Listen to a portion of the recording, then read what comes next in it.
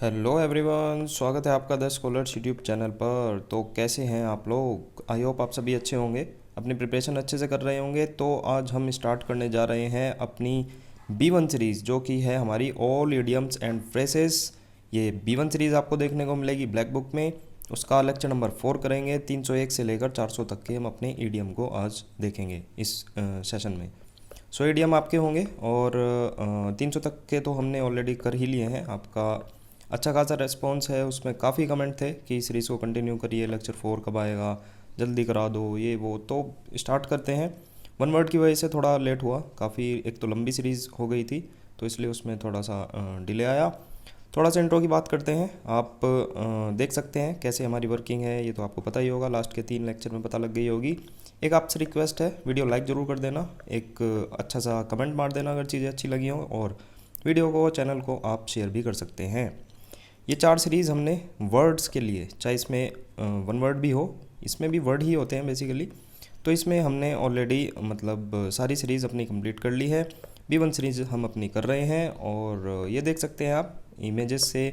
आपको मैं आपको बता दूं, मतलब मेन मोटिव नहीं भूलना है, वो है हमारा ईडीएम को याद करना। कैसे भी करो, इमेज रिलेट करके कर सकते हैं। बेहद इंटरेस्टिंग और मतलब रिलेटेबल इमेज आपको देखने को मिलेगी। हिस्ट्री आपको देखने को मिलेगी, आप आसानी से रिलेट कर सकते हैं। स्टोरी टाइप सी होती है, तो कोई इसमें कोई इशू नहीं होना चाहिए। आपको विजुअलाइजेशन करके भी आप देख सकते हैं। किसी भी तरह की पीडीएफ के लिए आप डिस्क्रिप्शन चेकआउट कर सकते हैं, और हर तरह की पीडीएफ आपको अवेलेबल मिल जाएगी जैसे भी आप चाहते हैं। ठीक है, इन सभी का लिंक आपको डिस्क्रिप्शन में भी मिल जाएगा, और प्लेलिस्ट भी आप चेकआउट कर सकते हैं, है ना। बस मैं इतना कहूँगा कि इन ईडियम्स को आप दिमाग पर लोड लेकर बिल्कुल ना पढ़ें, है ना।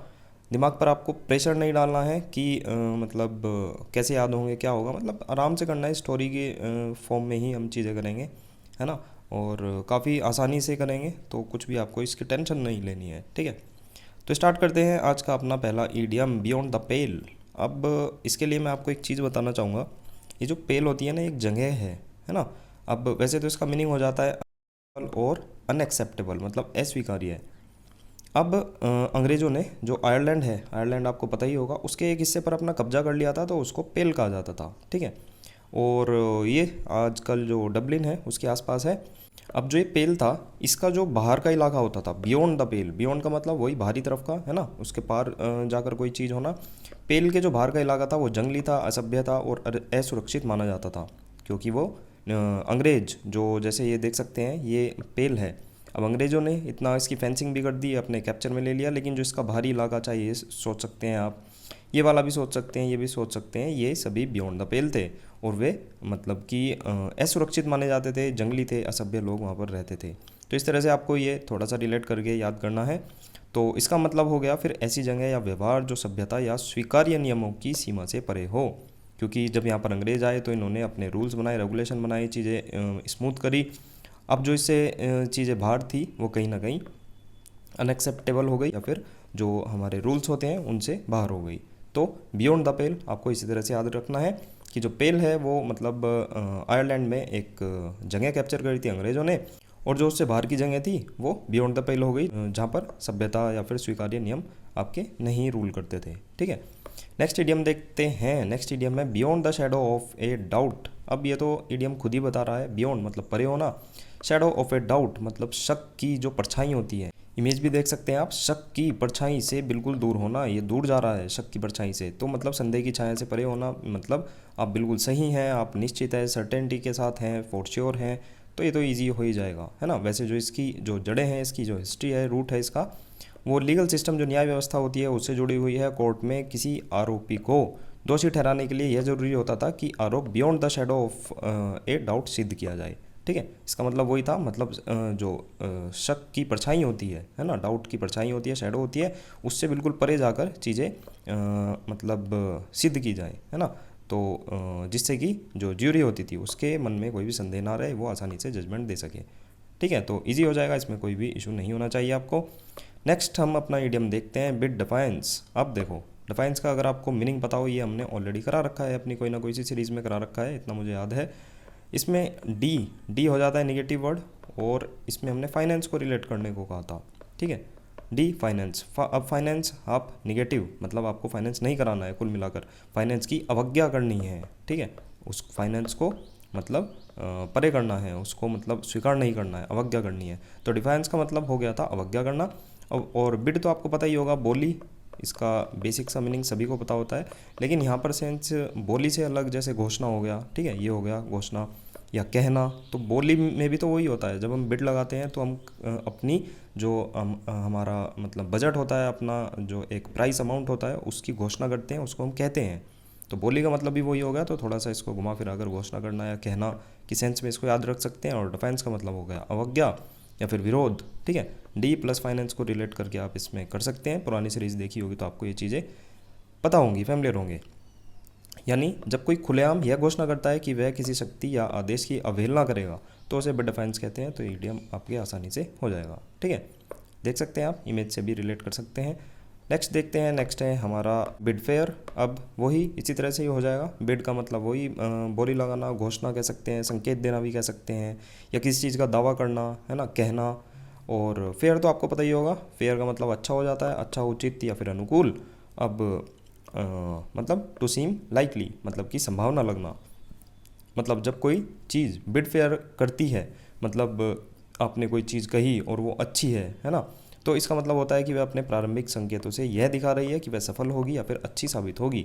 अगर आपको ये नहीं याद करना है तो सीधा सीधा इसको बोली से ही याद करें कि हमने तो बिड लगाई थी और अच्छी चीज़ के लिए बिड लगाई थी। मतलब कोई आपको चीज़ पसंद आई, आप बिड में कोई भी चीज़ आपको पसंद आई तो आपने बिड लगाई, तो वो आपको मतलब संभावना है उसकी कि आप उसको लेंगे ही, है ना, टू सीम लाइकली। तभी आपने अच्छी एक बहुत मोटी बिड लगा दिया, मोटी रकम उसके लिए देने को तैयार हैं। तो बिड फेयर, फेयर मतलब कि अच्छी चीज़ के लिए आपने बिड लगाई है, तो मतलब कि संभावना लगना।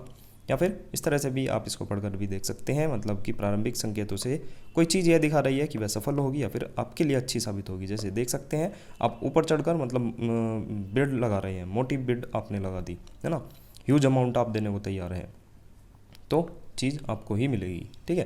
तो बिड फेयर का मतलब आपने कोई अच्छी चीज़ के लिए एक बिड लगाई है, तो मतलब उसकी संभावना आपको मिलने की है, टू सीम लाइकली, संभावना उसकी हो जाएगी।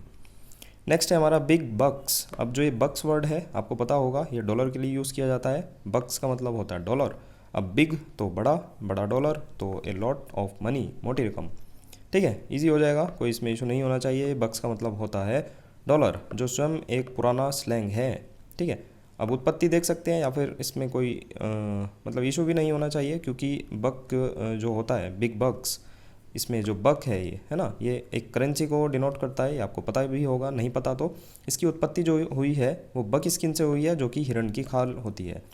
और ये जो हिरण की खाल है व्यापार में यूज़ की जाती थी, तो इसलिए बक जो वर्ड है वो डॉलर के लिए प्रचलित हो गया, है ना। आपको कहीं ना कहीं आपने सुना ही होगा, कितने बक्स में ये चीज़ खरीदी है, ये चीज़ हम यूज़ करते हैं। तो बिग बक्स का मतलब हो गया मतलब कि बहुत ज़्यादा पैसे।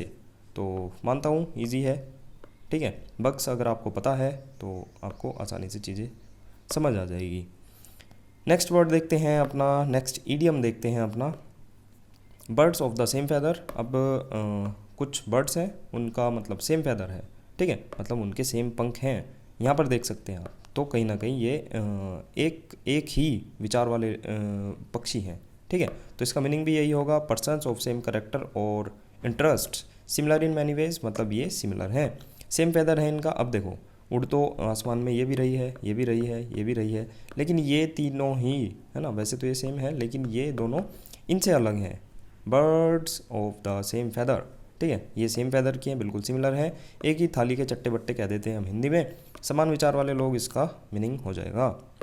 यह एक कहावत प्राकृतिक व्यवहार के आधार पर दी गई है। जैसे एक ही प्रकार के पक्षी, जैसे कबूतर या कौवे होते हैं, वे झुंड में उड़ते हैं, एक साथ ही उड़ते हैं। जैसे आपने आसमान में इस तरह का एक वी शेप बनाकर भी पक्षियों को उड़ते देखा होगा, ठीक है, इस तरह से उड़ते हैं। तो कहीं ना कहीं वे birds of the same feather होते हैं, मतलब एक साथ वे उड़ते हैं, एक ही टाइप के वे सभी पक्षी होते हैं।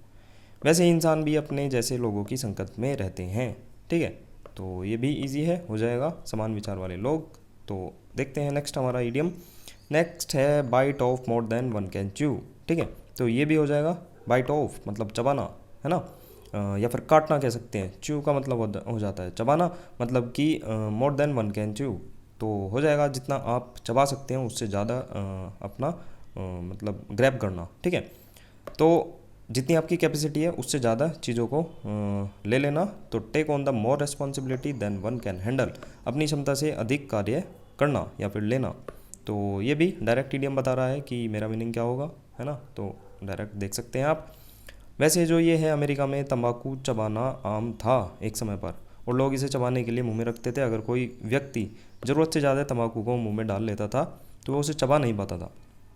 तो तभी चीज़ ये बनी, bite off more than he could chew, उसको कहते थे। ठीक है, तो हिस्ट्री मतलब यहाँ से निकल कर आया ये। बाकी आप डायरेक्ट भी इस एडियम को मतलब टैकल कर सकते हैं।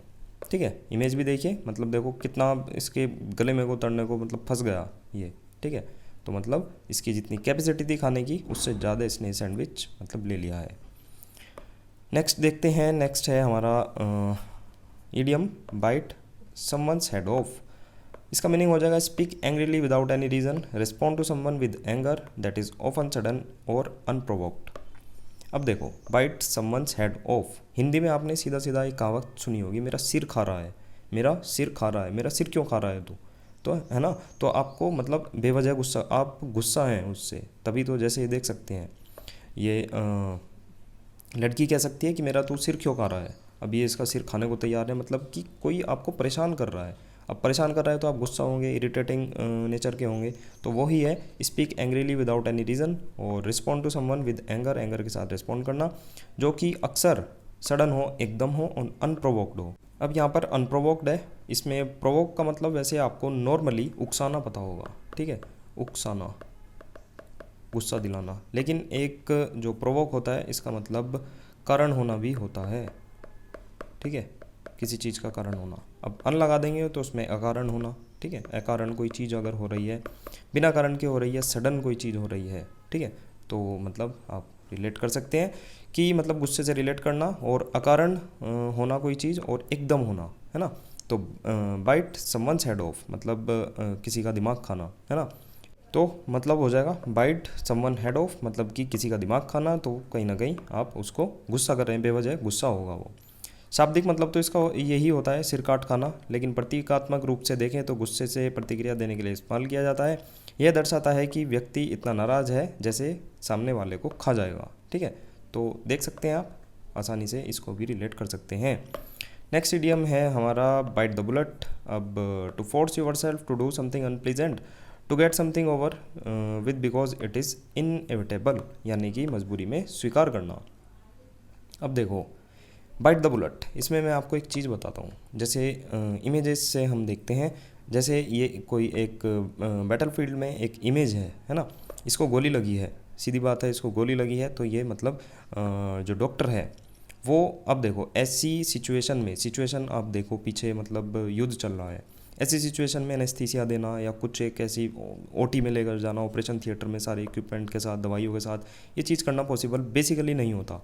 ठीक है, तो हैंड टू हैंड एक फर्स्ट एड में मतलब गोली लगी है तो वहाँ पर मतलब गोली को निकालना होता है, फिर मतलब उसमें टाँके लगाने होते हैं। अब ये चीज़ बिना एनेस्थीसिया के कैसे पॉसिबल है? वो ऐसे पॉसिबल है जो ये होता है, इसके मुंह में मतलब एक दर्द को मतलब सहने के लिए एक यहाँ पर बुलेट लगाई जाती है, जैसे देख सकते हैं आप, बुलेट भी ले रहा है ये। ठीक है, तो तब जाकर इसका जो मतलब डॉक्टर है वो उसको गोली को निकालता है। तो कहीं ना कहीं ये चीज़ तब की जाती है जब गोली लगी हो, इमरजेंसी की सिचुएशन हो, और दर्द को मतलब सहना हो। ठीक है, तो कहीं ना कहीं वो जबड़े में मतलब जो दांत होते हैं उसके नीचे, उसके बीच में गोली को फंसा लिया जाता है। ठीक है, तो बाइट द बुलेट ये वहीं से ही बना है। युद्धकाल और सर्जरी ऑपरेशन से रिलेटेड है। जब आधुनिक एनेस्थीसिया, बेहोशी की दवा उपलब्ध नहीं होती थी तो सैनिकों को गोली को दांतों से चबाने के लिए दिया जाता था ताकि वे दर्द को सह सकें, है ना, उनका ध्यान भटक सके, और वो चीखने की बजाय उस गोली को कसकर पकड़ते थे। तो मजबूरी में, इमरजेंसी में कोई चीज़ स्वीकार करना, to force yourself to do something unpleasant, to get something over with because it is inevitable, मतलब कि कोई चीज़ टाली नहीं जा सकती है ना। तो ये वही चीज़ है, यहाँ पर ये चीज़ टाली नहीं जा सकती है, इसकी गोली निकालना बहुत ज़्यादा ज़रूरी है। तो बाइट द बुलेट आज आप इस इमेज से और इस रिलेशन से, इसका जो युद्ध से है, सर्जरी से है, तो इस तरह से आप इसको याद करेंगे। नेक्स्ट है हमारा idiom bite the dust. Dust, तो ये तो आपको पता ही होगा, धूल चटाना है ना, किसी को मतलब मिट्टी में मिला देना कहते हैं। सफ़र ए डिफीट या फिर टू डाई मतलब मर जाना या फिर हार जाना, तो ईजी हो जाएगा। जैसे देख सकते हैं इसको, बाइट द डस्ट मतलब कि धूल चटा दिया है इसको, इसके सामने वाले इसके विरोधियों ने, तो ये हार गया है या फिर मर गया है। नेक्स्ट इडियम है बाइट योर टंग। अब इसका मतलब हो जाएगा stop your self from saying something या फिर अवॉइड टॉकिंग, कुछ कहने से खुद खुद को रोक लेना। अब बाइट योर टंग मतलब अपनी टंग को, अपनी जीभ को काट लेना, है ना। आप बोल रहे हैं, बोलते जा रहे हैं, तो बाइट मतलब उसको काट लेना, तो आप चुप हो जाएंगे। तो कुछ कहने से खुद को रोक लेना। शाब्दिक अर्थ तो यही होता है, डायरेक्ट जो हम अर्थ देखेंगे उसका मतलब कि अपनी जीभ को काट लेना। जो इसका मेटाफोरिकली हो जाएगा मतलब खुद को किसी बात को कहने से रोक लेना, जैसे कि कोई गुस्से में कुछ कहने वाला हो लेकिन फिर खुद को रोक ले, तो अपने ही मुंह पर ताला लगा लेना, ये भी कह देते हैं हम हिंदी में। अपनी जीभ शांत कर ले, अपनी जुबान को लगाम लगा ले, है ना, ये कहते हैं हम बेसिकली। तो अपनी जीभ को काट ले मतलब कहीं ना कहीं अपनी जीभ को काट ले, चुप हो जा, ठीक है। अब ये कुछ कहना चाह रहा है तो आप इसको क्या कहेंगे कि बाइट योर टंग, अपनी जीभ को काट ले मतलब कि चुप हो जा, ठीक है। नेक्स्ट इडियम हम देखते हैं, नेक्स्ट है हमारा ब्लैक एंड ब्लू। तो ये हो जाएगा मतलब कि describe something that is badly bruised, ये हो जाएगा टू बीट मर्सीलेसली, चोट या फिर मारपीट के कारण नीले काले निशान का पड़ना।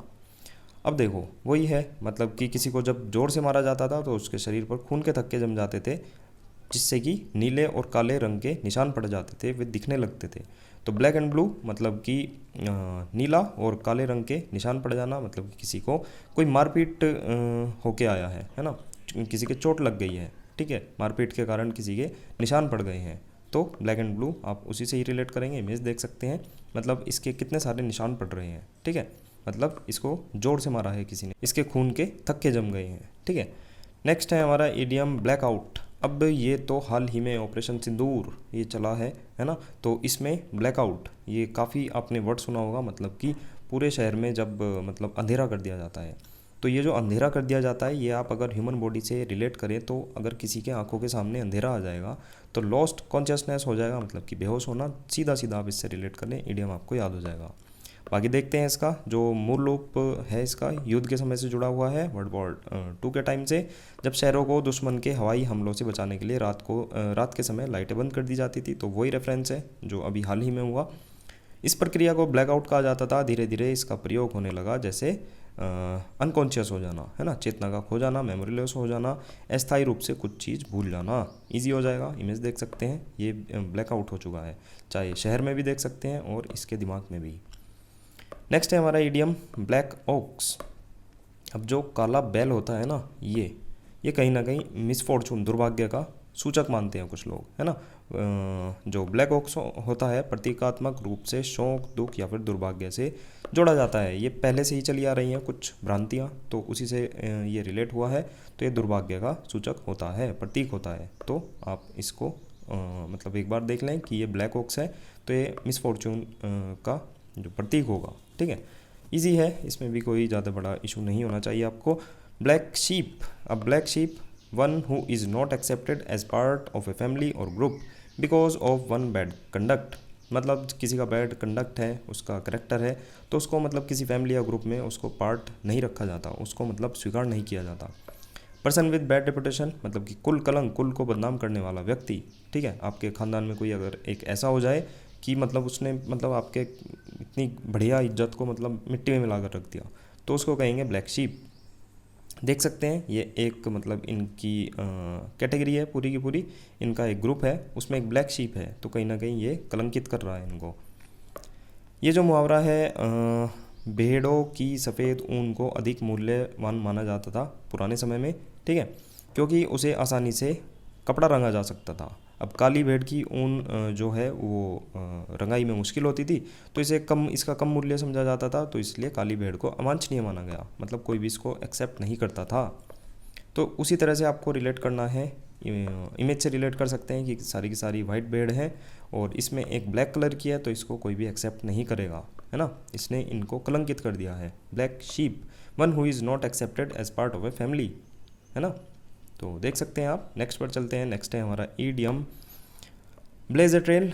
अब ट्रेल होता है रास्ता, ठीक है, और जो ब्लेज होता है वो मतलब ब्लेज यहाँ पर इसकी जो सेंस है वो ये है, जैसे पेड़ों पर यहाँ पर निशान बना दिए। तो ब्लेज ए ट्रेल मैं इसको बताता हूँ, जैसे कि to lead the way as a pioneer, ठीक है।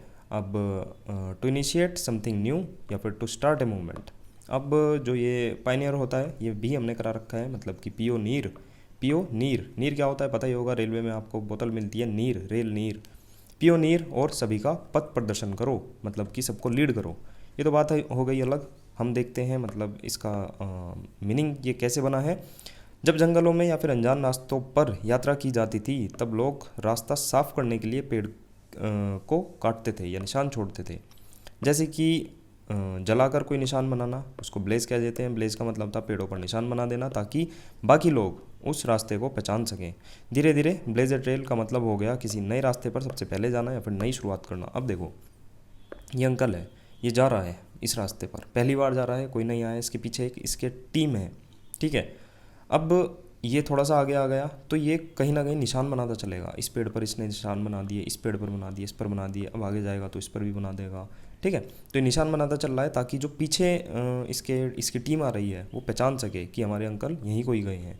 तो यही है ब्लेज ए ट्रेल। रास्ते में निशान बनाते हुए चलना, तो कहीं ना कहीं आप लीड कर रहे हैं उस वे को, है ना, पायनियर हैं आप, या फिर कुछ चीज़ नई स्टार्ट कर रहे हैं आप, टू स्टार्ट ए मूवमेंट, नई राह दिखा रहे हैं। तो आप फ़ोटो से भी आराम से इसको रिलेट कर सकते हैं, बिल्कुल रिलेटेबल चीज़ हो जाएगी। यहाँ पर भी वही चीज़ लिखी है।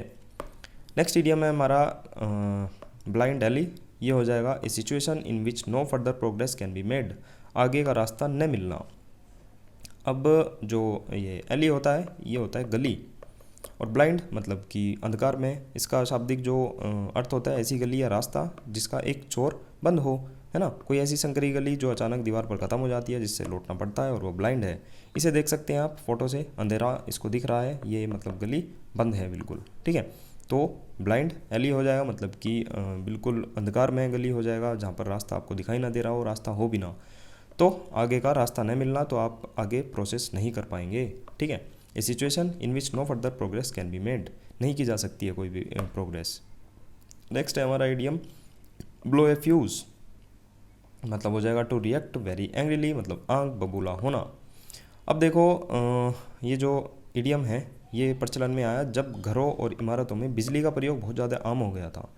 कोई भी जब इलेक्ट्रिक डिवाइस ज़रूरत से ज़्यादा बिजली खींचती थी तो उसका फ्यूज़ उड़ जाता था, ये तो आज भी है, ठीक है, जिससे सर्किट बंद हो जाता था और बिजली रुक जाती थी। इस तकनीकी घटना को इंसानी व्यवहार से जोड़ते हुए लोगों ने इसे उस स्थिति के लिए इस्तेमाल करना शुरू किया जब कोई इंसान गुस्से में फट पड़ता है या उसका मानसिक संतुलन कुछ देर के लिए बिगड़ जाता है, ठीक है। तो ब्लो ए फ्यूज़, तो इसका मतलब वही हो जाएगा टू रिएक्ट वेरी एंग्रीली। जैसे कोई एक फ्यूज़ है वो उड़ जाता है, लाइट तेज आने पर एक फ्यूज़ उड़ जाता है, उसी तरह से जब आदमी को जब बहुत ज़्यादा गुस्सा आता है तो उसका मानसिक संतुलन बिगड़ जाता है। गुस्सा आना, मानसिक संतुलन बिगड़ना, आप किसी को भी इसमें रिलेट कर सकते हैं, कहीं ना कहीं गुस्से से ही रिलेटेड है, ठीक है। इमेज देख सकते हैं, ये ब्लो ए फ्यूज़ हो गया, इसका फ्यूज़ उड़ गया, कहते हैं ना तेरा तो फ्यूज़ उड़ गया, तो मतलब सोचने समझने की बुद्धि नहीं रही तेरे अंदर, क्षमता ख़त्म हो चुकी है। तो ऐसे ही आपको इसे रिलेट करना है, इडियम आसानी से याद हो जाएगा। Blow his top to be very angry, इसका भी मतलब वही है, मतलब एंग्री होना। अब इसका जो सेंस है, इसका जो रिलेशन है वो स्टीम इंजन से है, ठीक है। जब इंजन का प्रेशर बहुत ज़्यादा बढ़ जाता है और सेफ्टी वाल्व काम नहीं करता तो वह फट सकता है। जब स्टीम इंजन होते हैं, जो हमारी रेल चलती थी उस समय प्रेशर पर ही चलती थी वो, ठीक है।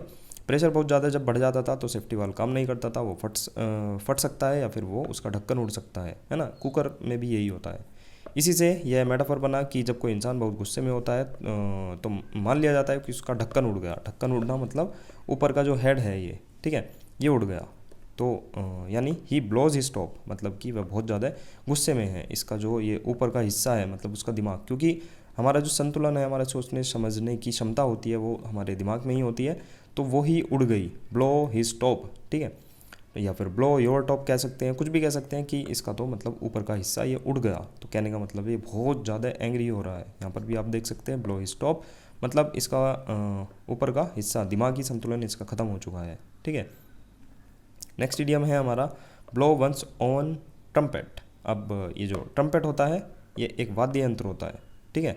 जैसे ये देख सकते हैं, ब्लो वंस ऑन ट्रम्पेट यानी कि प्रेज वन सेल्फ, अपने आप की प्रशंसा करना, talk boastfully about oneself, to boast about their achievements, अपने मुंह मियाँ मिट्ठू बनना कहते हैं ना, खुद की तारीफ खुद कर रहा है। तो वही है, पहले के समय में जब किसी राजा, सेनापति या महत्वपूर्ण व्यक्ति का आगमन होता था तो उसकी उपस्थिति की घोषणा करने के लिए ट्रम्पेट बजाई जाती थी। इसका मतलब होता था कि कोई महान व्यक्ति आ रहा है। अब जब कोई बंदा खुद के लिए अपनी तुरही कहते हैं इसको, है ना, ट्रम्पेट, अब खुद के लिए कोई ट्रम्पेट बजाएगा तो वह, इसका मतलब ये होगा कि वह खुद की तारीफ खुद ही कर रहा है, ब्लो हिज ओन ट्रम्पेट कर रहा है ना। लुक एट मी, ये कह रहा है देखो मैं अपना ट्रम्पेट खुद के लिए ही बजा रहा हूँ, मैं अपनी तारीफ खुद कर रहा हूँ। ठीक है, तो इस तरह से आपको ये रिलेट करना है। वैसे ब्लो की बात करूँ, ब्लो मतलब दो तीन इसमें आ गया। ब्लो का मतलब जो हो जाता है, जैसे फटना के सेंस में तो आपको पता लग ही गया होगा। ब्लो के कई सारे मीनिंग हो जाते हैं, जैसे आघात भी हो जाता है, चोट लगना। ठीक है, फटना तो इन इडियम में हो ही रहा है। झटका लगना भी हो सकता है, या फिर कोई झोंका भी हो सकता है, झोंका, हवा का झोंका, है ना, हवा का झोंका भी रिलेट कर सकते हैं इसमें, या फिर बहना भी रिलेट कर सकते हैं। ठीक है, कोई चीज़ बह रही है तो ये भी मतलब काफ़ी सारे ब्लो के मीनिंग हो जाते हैं, तो ये भी आपको दिमाग में रखने हैं। ठीक है, तो देख सकते हैं ये ब्लो वाले 3 इडियम थे, तो तीनों को आपको एक साथ ही रिलेट करना है। एक और इडियम देखने को मिला जो कि है ब्लो ओवर। ठीक है, ब्लो ओवर का मतलब होता है पास ऑफ, मतलब कि बीतना या फिर गुजरना। अब ब्लो ओवर जो है ये मतलब नेवल से जुड़ा हुआ है, मतलब कि नाविकों और समुद्री यात्रा से जुड़ी भाषा से आया है। वहाँ जिस प्रकार हवा का झोंका आता है और फिर गुजर जाता है, उसी प्रकार परेशानियाँ और कठिनाइयाँ भी अस्थायी होती है, आती है और समय के साथ चली जाती है, शांत हो जाती है। तो जब तूफान समुद्र में आते हैं तो नाविक कहते हैं कि the storm will blow over, यानी हवा तेज़ है पर तूफान गुजर जाएगा। ठीक है, मतलब कि भविष्य में तूफान गुजर जाएगा, मतलब कठिन परिस्थितियाँ जो हैं ये बीत जाएंगी, मतलब पास ऑफ, बीत जाना। इमेज देखिए, मतलब जैसे ये है तो ये भी कह रहा है the storm will blow over, मतलब कि हवा तेज़ है और तूफान गुजर जाएगा। देखो जैसे लहरों के बीच में है, तो मतलब कि गुजर जाना और बीत जाना। नेक्स्ट इडियम है हमारा blow something out of proportion. तो behave as if something that has happen is much worse than it really is. बात को बढ़ा चढ़ा कर कहना, क्या कह रहा है, blow something out of proportion. एक तो प्रपोर्शन में है कोई चीज़ और एक है आउट ऑफ प्रपोर्शन। ठीक है, मतलब कि वो उसके अनुपात होते हैं, जो उसका अनुपात है उससे मतलब परे होना। Blow something out of proportion, तो मतलब हो जाएगा, मतलब ऐसा बिहेव करना कि मानो समथिंग दैट हैज़ हैपन, कोई चीज़ हैपन हुई है, is much worse than it really is, मतलब जितना वो वास्तव में है उससे बेकार तरीके से वो हुई है, वो घटित हुई है। तो बात को बढ़ा चढ़ा कर कहना, ठीक है, या फिर किसी को मतलब बेकार हो जाना किसी चीज़ का जो रियली है। प्रोपोर्शन यानी अनुपात पर आधारित है, जिसका अर्थ होता है किसी चीज़ का संतुलन या फिर आकार हो जाएगा, मात्रा हो जाएगी। जब किसी चीज़ को आउट ऑफ प्रोपोर्शन कहा जाता है तो उसको कहते हैं कि वह अनुपात से बाहर है, तो वह असामान्य होती है, असंतुलित होती है, असली रूप से बहुत ज़्यादा बड़ी या फिर गंभीर लग सकती है, बेकार भी लग सकती है, मतलब नॉर्मली जितनी है उससे प्लस भी हो सकती है, नेगेटिव भी हो सकती है ना। आउट ऑफ प्रोपोर्शन का यही मतलब है कि वो प्लस भी जा सकती है, नेगेटिव भी जा सकती है। ब्लो भी आप अगर स्किप करें तो आउट ऑफ प्रोपोर्शन का मतलब आपको सीधा सा आपको पता लगेगा कि बात को बढ़ा चढ़ा कर कहना, कुछ भी फालतू का पढ़ने की ज़रूरत भी नहीं है। आउट ऑफ प्रोपोर्शन है कोई चीज़, मतलब कि किसी चीज़ को बढ़ा चढ़ा कर बताया जा रहा है, जितना वो रियली है उससे अलग करके बताया जा रहा है ना। जैसे माइनर सा इशू था, छोटा सा, लेकिन इसने इसका बतंगड़ बना दिया, है ना, मतलब किसी चीज़ को बढ़ा चढ़ा कर बता दिया। देखो कैसे मतलब लोग बाग देख रहे हैं, तो आपको केवल इसको ध्यान में रखना है, ईडियम आपके हो जाएगा। नेक्स्ट हमारा ईडियम है ब्लो अप। अब इसका मतलब होता है to destroy by an explosion, विस्फोट करना। अब ब्लो का मतलब फटना भी होता है, तो ब्लो अप डायरेक्ट भी आप रिलेट कर सकते हैं कि विस्फोट करना, फट जाना। लेकिन जो इसका मतलब रूट है ना, इसका जो हिस्ट्री है वो नॉटिकल टर्म से ही आया है, जिसमें इसका मतलब था हवा से भरना। ब्लो का मतलब होता है हवा से भरना या फिर किसी चीज़ को हवा से फुलाना। ये जैसे आप बैलून को भी देख सकते हैं, बैलून को जब फुलाया जाता है मतलब वो बहुत ज़्यादा फूल जाता है और उसमें और ज़्यादा हवा भरी जाती है, ब्लो किया जाता है तो वो फट जाता है। तो एक मीनिंग वहाँ से भी निकाल सकते हैं आप कि हवा भरना और फिर फट जाना, दोनों ही इसके मीनिंग हो जाते हैं। जैसे कि सेल, अब हवा से फुलाना नॉटिकल टर्म में तो सेलिंग, जो सेलिंग होती है, जैसे कोई जहाज़ है उसमें वे सेल लगे रहते हैं, मैंने आपको पहले भी दिखाया था, तो सेल उसके लिए यूज़ किया जाता था, है ना, ब्लो। अब धीरे धीरे इसका मतलब वही बम गैस के विस्फोट के लिए होने लगा, और अब इसका मतलब हो गया किसी व्यक्ति के लिए जिसमें वो अचानक गुस्से से फट पड़े, कहते हैं ना कि ये तो गुस्से से फट पड़ा। To destroy by an explosion, तो विस्फोट करना इसका मीनिंग हो जाएगा। इसका इस्तेमाल इसमें भी होता है, मतलब गुस्से से फट पड़ना, विस्फोट करना। To destroy by an explosion हो जाएगा, या फिर जो इसका मीनिंग है गुस्से के सेंस में भी आप रिलेट कर सकते हैं, मतलब कि फट पड़ना, ब्लो अप। ठीक है, तो आप डायरेक्ट भी रिलेट कर सकते हैं ब्लो अप। ब्लो का मतलब भी होता है फट जाना किसी चीज़ का, या फिर गुस्सा आना, बहुत ज़्यादा गुस्सा आना। तो यहाँ पर इमेज से भी आप इसको रिलेट कर सकते हैं। नेक्स्ट है हमारा इडियम ब्लू ब्लडेड। अब ऑफ नोबल बर्थ कुलीन, इसका मीनिंग हो जाएगा ब्लू ब्लडेड, मतलब कि किसी का जो खून है वो नीला है, सीधा सा है, डायरेक्ट। जो शाही कुलीन वर्ग होते हैं पहले के ज़माने में होते थे, उनसे इनको रेफ़र किया जाता था। स्पेन से रिलेटेड है। अमीर और शाही वर्ग के लोगों के शरीर की जो त्वचा होती है बहुत ज़्यादा गोरी होती थी, क्योंकि वे धूप में नहीं काम करते थे। उनकी नसें साफ साफ नीली दिखाई देती थी। इससे यह धारणा बनी कि उनका जो खून का रंग है वो नीला है। तो ब्लू ब्लड जो है वो अमीर, शाही और उच्च वर्ग के लोगों को दर्शाने लगा। तो मेरे हिसाब से हो जाना चाहिए, कोई भी इसमें ज़्यादा आपको रेफरेंस की ज़रूरत भी नहीं पड़ेगी। ब्लू ब्लडेड मतलब कि कुलीन है कोई, मतलब बहुत ज़्यादा हाई प्रोफाइल के लोग हैं। नेक्स्ट है हमारा इडियम बॉब्स योर अंकल। ये तो इंटरेस्टिंग है काफ़ी, मतलब it becomes easily and quickly achievable, मतलब कि काम आपका आसानी से हो जाना। अब बॉब योर अंकल, इसकी एक हिस्ट्री है रिलेटेड, इस स्टोरी है एक। ब्रिटेन के जो प्रधानमंत्री थे रॉबर्ट, उनको लोग प्यार से मतलब बॉब कहते थे। ठीक है, बॉब कहते थे किसको? रॉबर्ट को, जो प्रधानमंत्री थे। रॉबर्ट ने अपना जो भतीजा था वो था आर्थर, उसको एक जो बहुत मतलब एक कहते हैं ना मतलब कि हॉट सीट, उसको बहुत ज़्यादा महत्वपूर्ण सरकारी पद चीफ सेक्रेटरी ऑफ आयरलैंड का दिलवा दिया। जबकि जो आर्थर था, आर्थर बेलफोर्ड था, उसके पास कोई भी उसकी योग्यता नहीं थी। तो वो तो प्रधानमंत्री था, वो तो मतलब उसने अपने भतीजे को तो आराम से पद दिलवा दिया, लेकिन उसके पास कोई भी खासी योग्यता नहीं थी। तो लोग उनका मजाक उड़ाते थे, कहते थे बॉब्स योर अंकल। तो धीरे धीरे ये मतलब बन गया, ये मुहावरा बन गया कि अगर रॉबर्ट तुम्हारे चाचा हैं, मतलब तुम्हारे प्रधानमंत्री रॉबर्ट जो हैं वे तुम्हारे चाचा हैं, तो तुम्हारा कोई भी काम नहीं रुकेगा, सारे काम आराम से हो जाएंगे। तो बॉब कौन था? प्रधानमंत्री रॉबर्ट था, उसको कहते थे बॉब। और उसका जो भतीजा था उसने उसको नौकरी दिलवा दी थी, और बहुत ही मतलब महत्वपूर्ण पद था। तो बॉब योर अंकल तब कहते हैं जब आपका कोई काम, आपका अपने जो सोर्स लगवाते हैं ना, सिफारिश लगवाते हैं, तो उस तरह से अगर आपका काम हो जाए तो हम आपको कह सकते हैं कि बॉब्स योर अंकल, बॉब तुम्हारे अंकल हैं, तो आपका काम आसानी से हो जाएगा। It becomes easily and quickly achievable. ठीक है, ये देखो, ये है बॉब। तो बॉब्स योर अंकल मतलब कि तुम्हारा काम आसानी से हो जाएगा। नेक्स्ट है हमारा idiom body and soul. Easy हो जाएगा ये तो, मतलब विद ऑल योर एनर्जी, जी जान से, पूरी ताकत से। शारीरिक और मानसिक, बेसिकली दो ही हमारी मतलब एनर्जी होती हैं, जो मतलब स्ट्रेंथ होती है, वो एक तो बॉडी से रिलेटेड होगी, एक आत्मा सोल से रिलेटेड होगी, मानसिक रूप से रिलेटेड होगी। जब दोनों एक साथ मिलकर काम करेंगे तो शरीर और आत्मा यानी कि पूरी ताकत से मिलकर आप काम करेंगे तो वो हो जाएगा जी जान से काम करना। With all energy, with all your energy, easy हो जाएगा। नेक्स्ट है बॉयल द ओशियन। अब आप एक काम करना चाह रहे हैं कि आप पूरे के पूरे समुद्र को उबालना चाह रहे हैं, तो कहीं ना कहीं आप असंभव काम करने की कोशिश कर रहे हैं। अंडरटेकिंग एन इम्पॉसिबल चोर और टास्क। अब चोर ये होता है दैनिक कार्य या फिर कोई काम हो जाता है, तो चोर से भी रिलेट कर सकते हैं कि चोर भी अपना दैनिक काम करके चोरी करेगा। ठीक है, आसानी से याद हो जाएगा। तो समुद्र को उबालना का सीधा मतलब है कि आप असंभव कार्य करने की कल्पना कर रहे हैं। देखो, आपने मतलब सेटअप भी तैयार कर दिया कि चलो उबालते हैं, तो ये बेसिकली एक इम्पॉसिबल टास्क है। नेक्स्ट इडियम हो जाएगा balls down. Again phrasal verb की, तो मीनिंग हो जाएगा सम अप्स टू, मतलब कि सारांश निकालना। अब देखते हैं, जब हम किसी चीज़ को उबालते हैं, बॉईल करते हैं, तो उसमें से पानी या फिर अन्य तरल वाष्प बनकर उड़ जाता है और अंत में सिर्फ कंसनट्रेटेड एसेंस ही बचता है।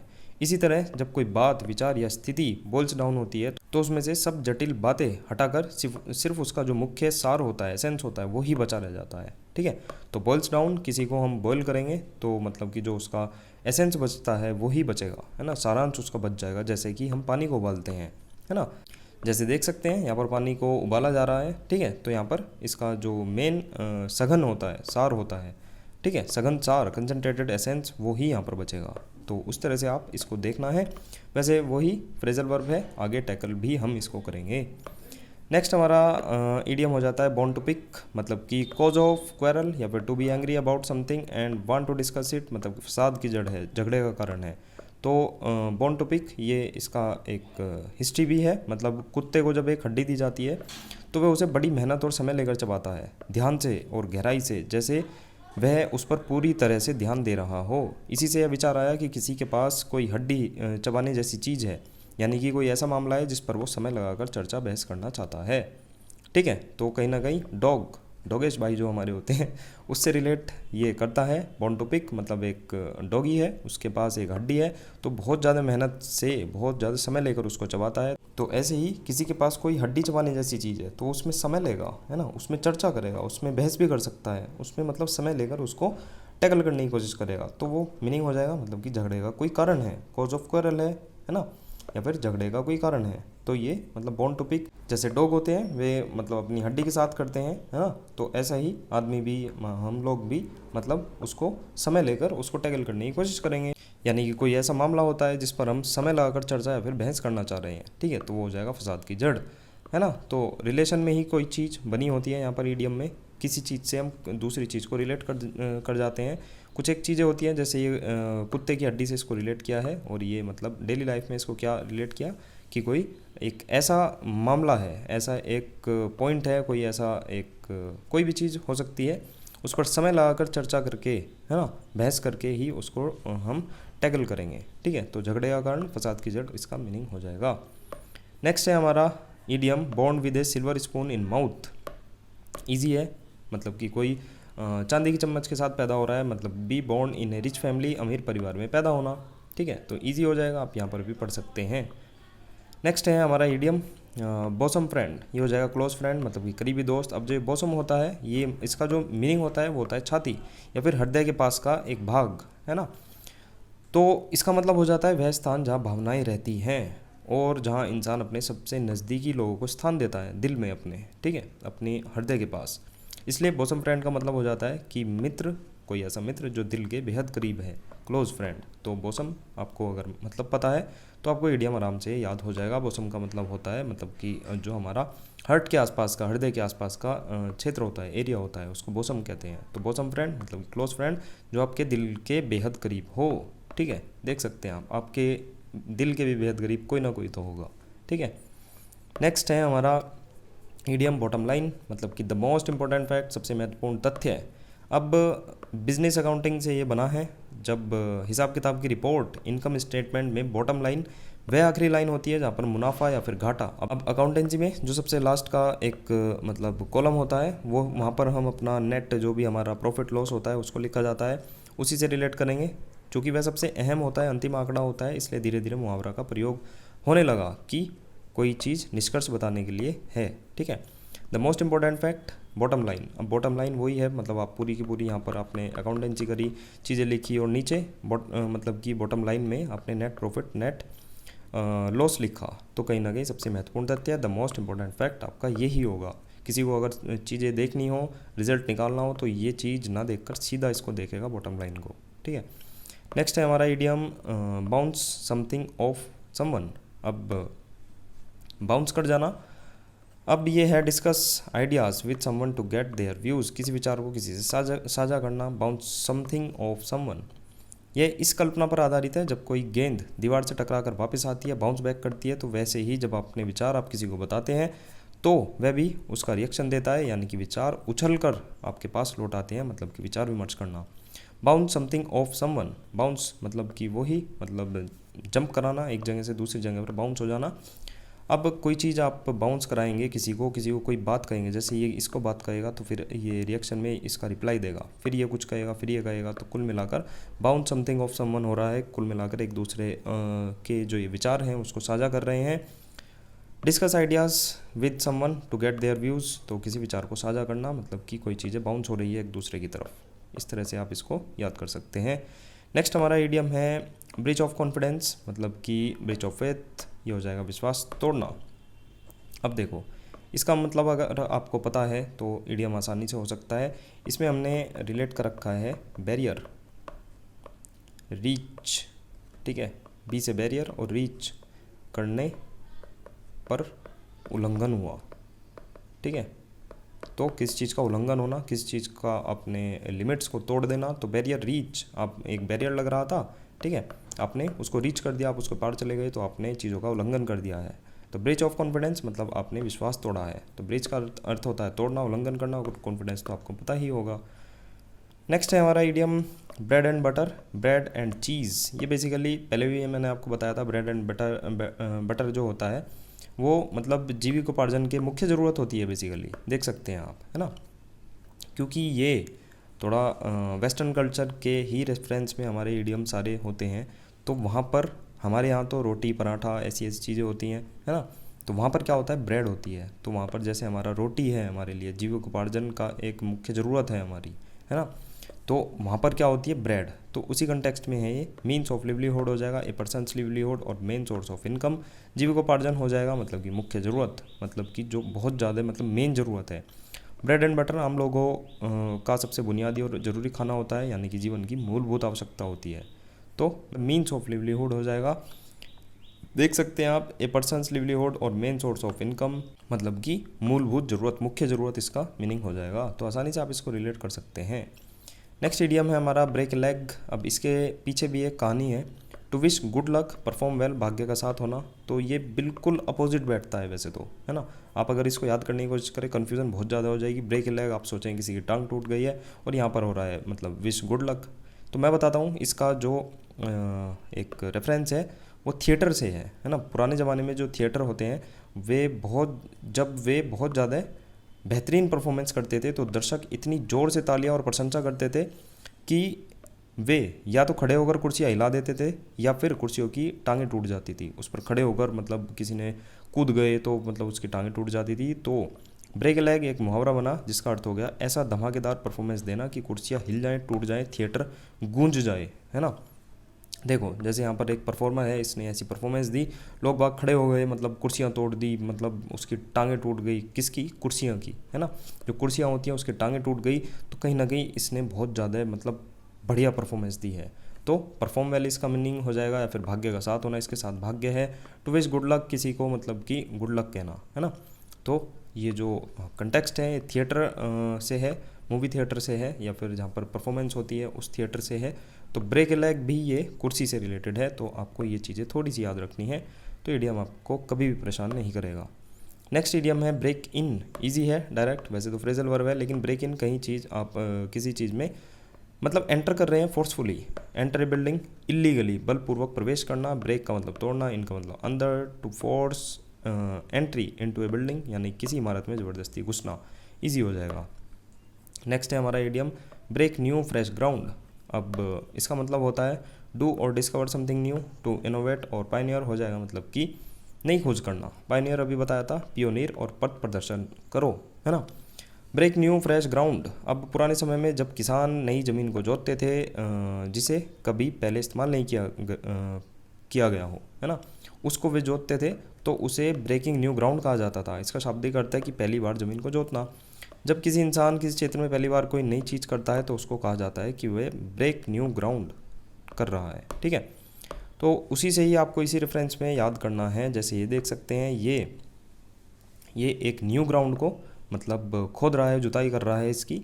तो ये बिल्कुल न्यू है, बिल्कुल फ्रेश है। आज तक इसमें पहले वैसे तो ये चीज़ें मतलब थोड़ी सी हार्ड भी पड़ेगी, क्योंकि आज तक इसकी जुताई नहीं हुई है। तो कहीं ना कहीं ये पहली बार किसी काम को कर रहा है, कोई नई खोज कर रहा है। इसमें खोज भी हो सकती है, ये पहली बार काम हो रहा है, इनोवेशन कर रहा है। पायनियर है, ये पथ प्रदर्शक है, क्योंकि क्या पता क्या चीज़ें घटित हो जाएँ इसके साथ। तो डू और डिस्कवर समथिंग न्यू, कुछ पहली बार चीज़ कर रहा है। Break new fresh ground, direct भी आप रिलेट कर सकते हैं कि कोई न्यू ग्राउंड को, जो फ्रेश ग्राउंड होता है, उसको ब्रेक कर रहा है, उसको मतलब उसको तोड़ रहा है। तो कहीं ना कहीं वो नई खोज कर रहा है। तो न्यू आ रहा है, फ्रेश आ रहा है, तो डायरेक्ट वैसे भी रिलेट कर सकते हैं आप। नेक्स्ट इडियम है हमारा ब्रेक द बैंक, बैंक को तोड़ना। तो ये कैसीनो से रिलेटेड है।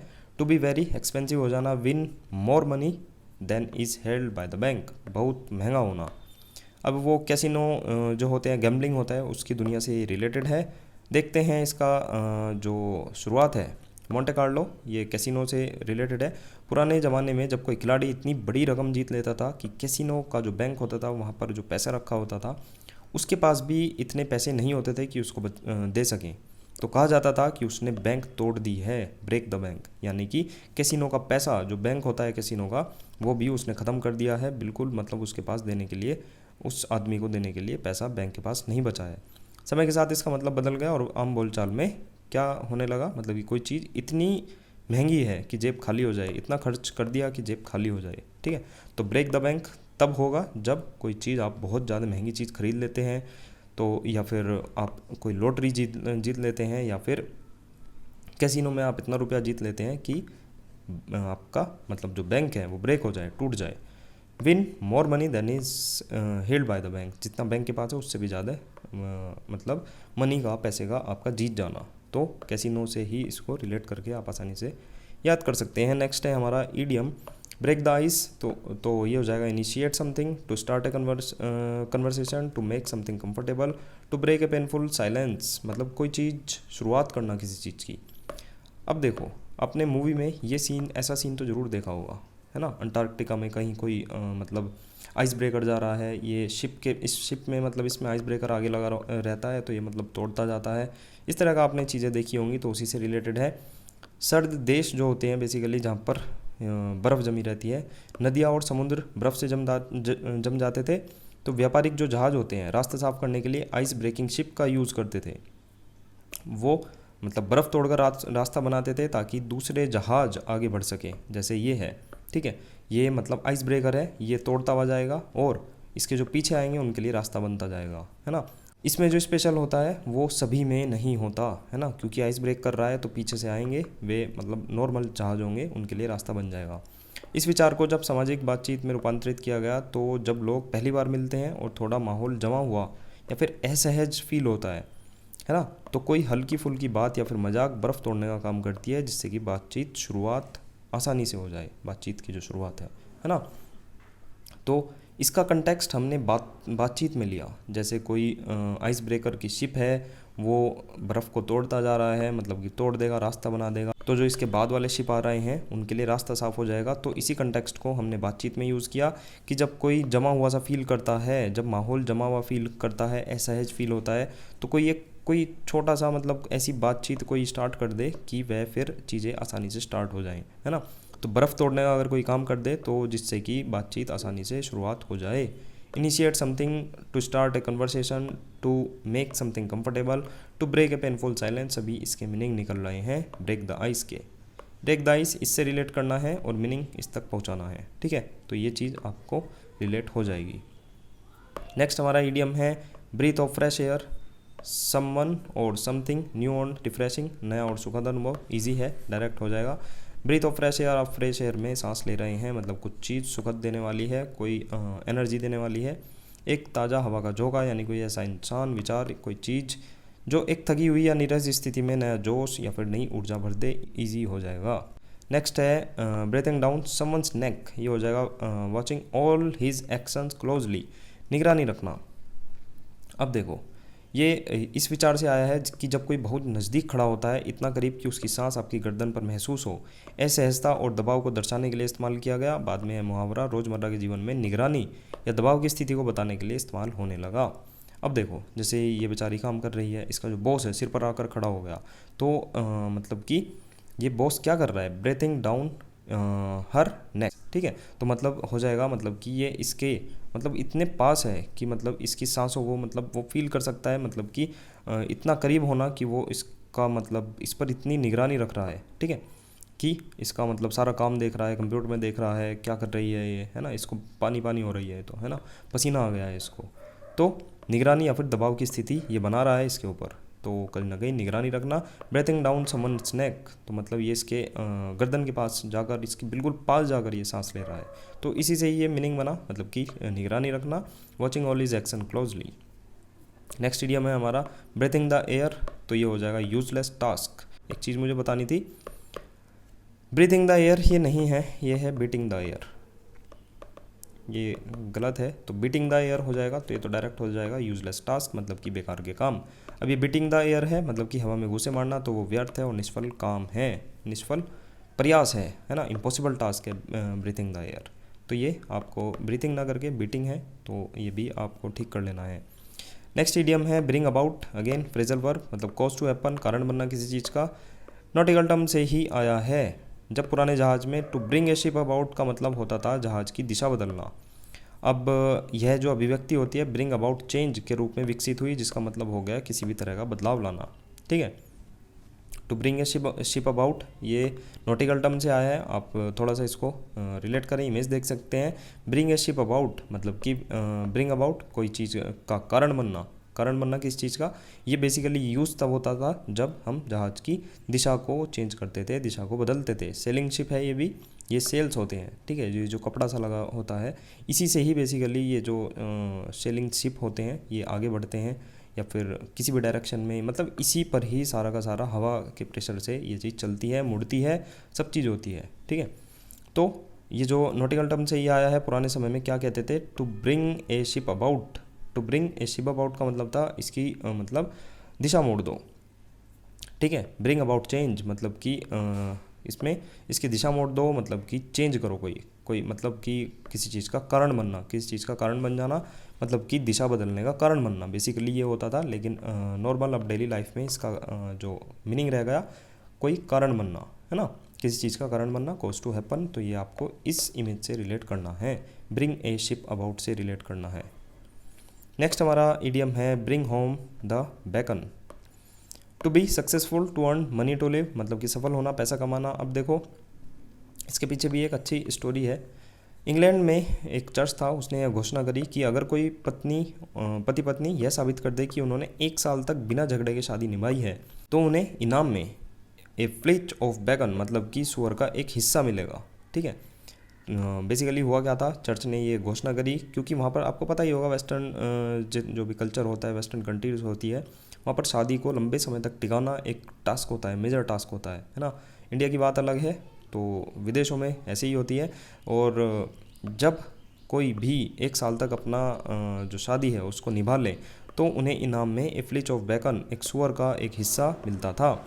इसमें जो व्यक्ति बैगन घर लाता था तो उसको माना जाता था कि उसने 1 साल से ज़्यादा, मतलब उसको प्राइज़ मिला है ना, वो सफल हो गया है अपनी शादी को 1 साल तक निभाने के लिए।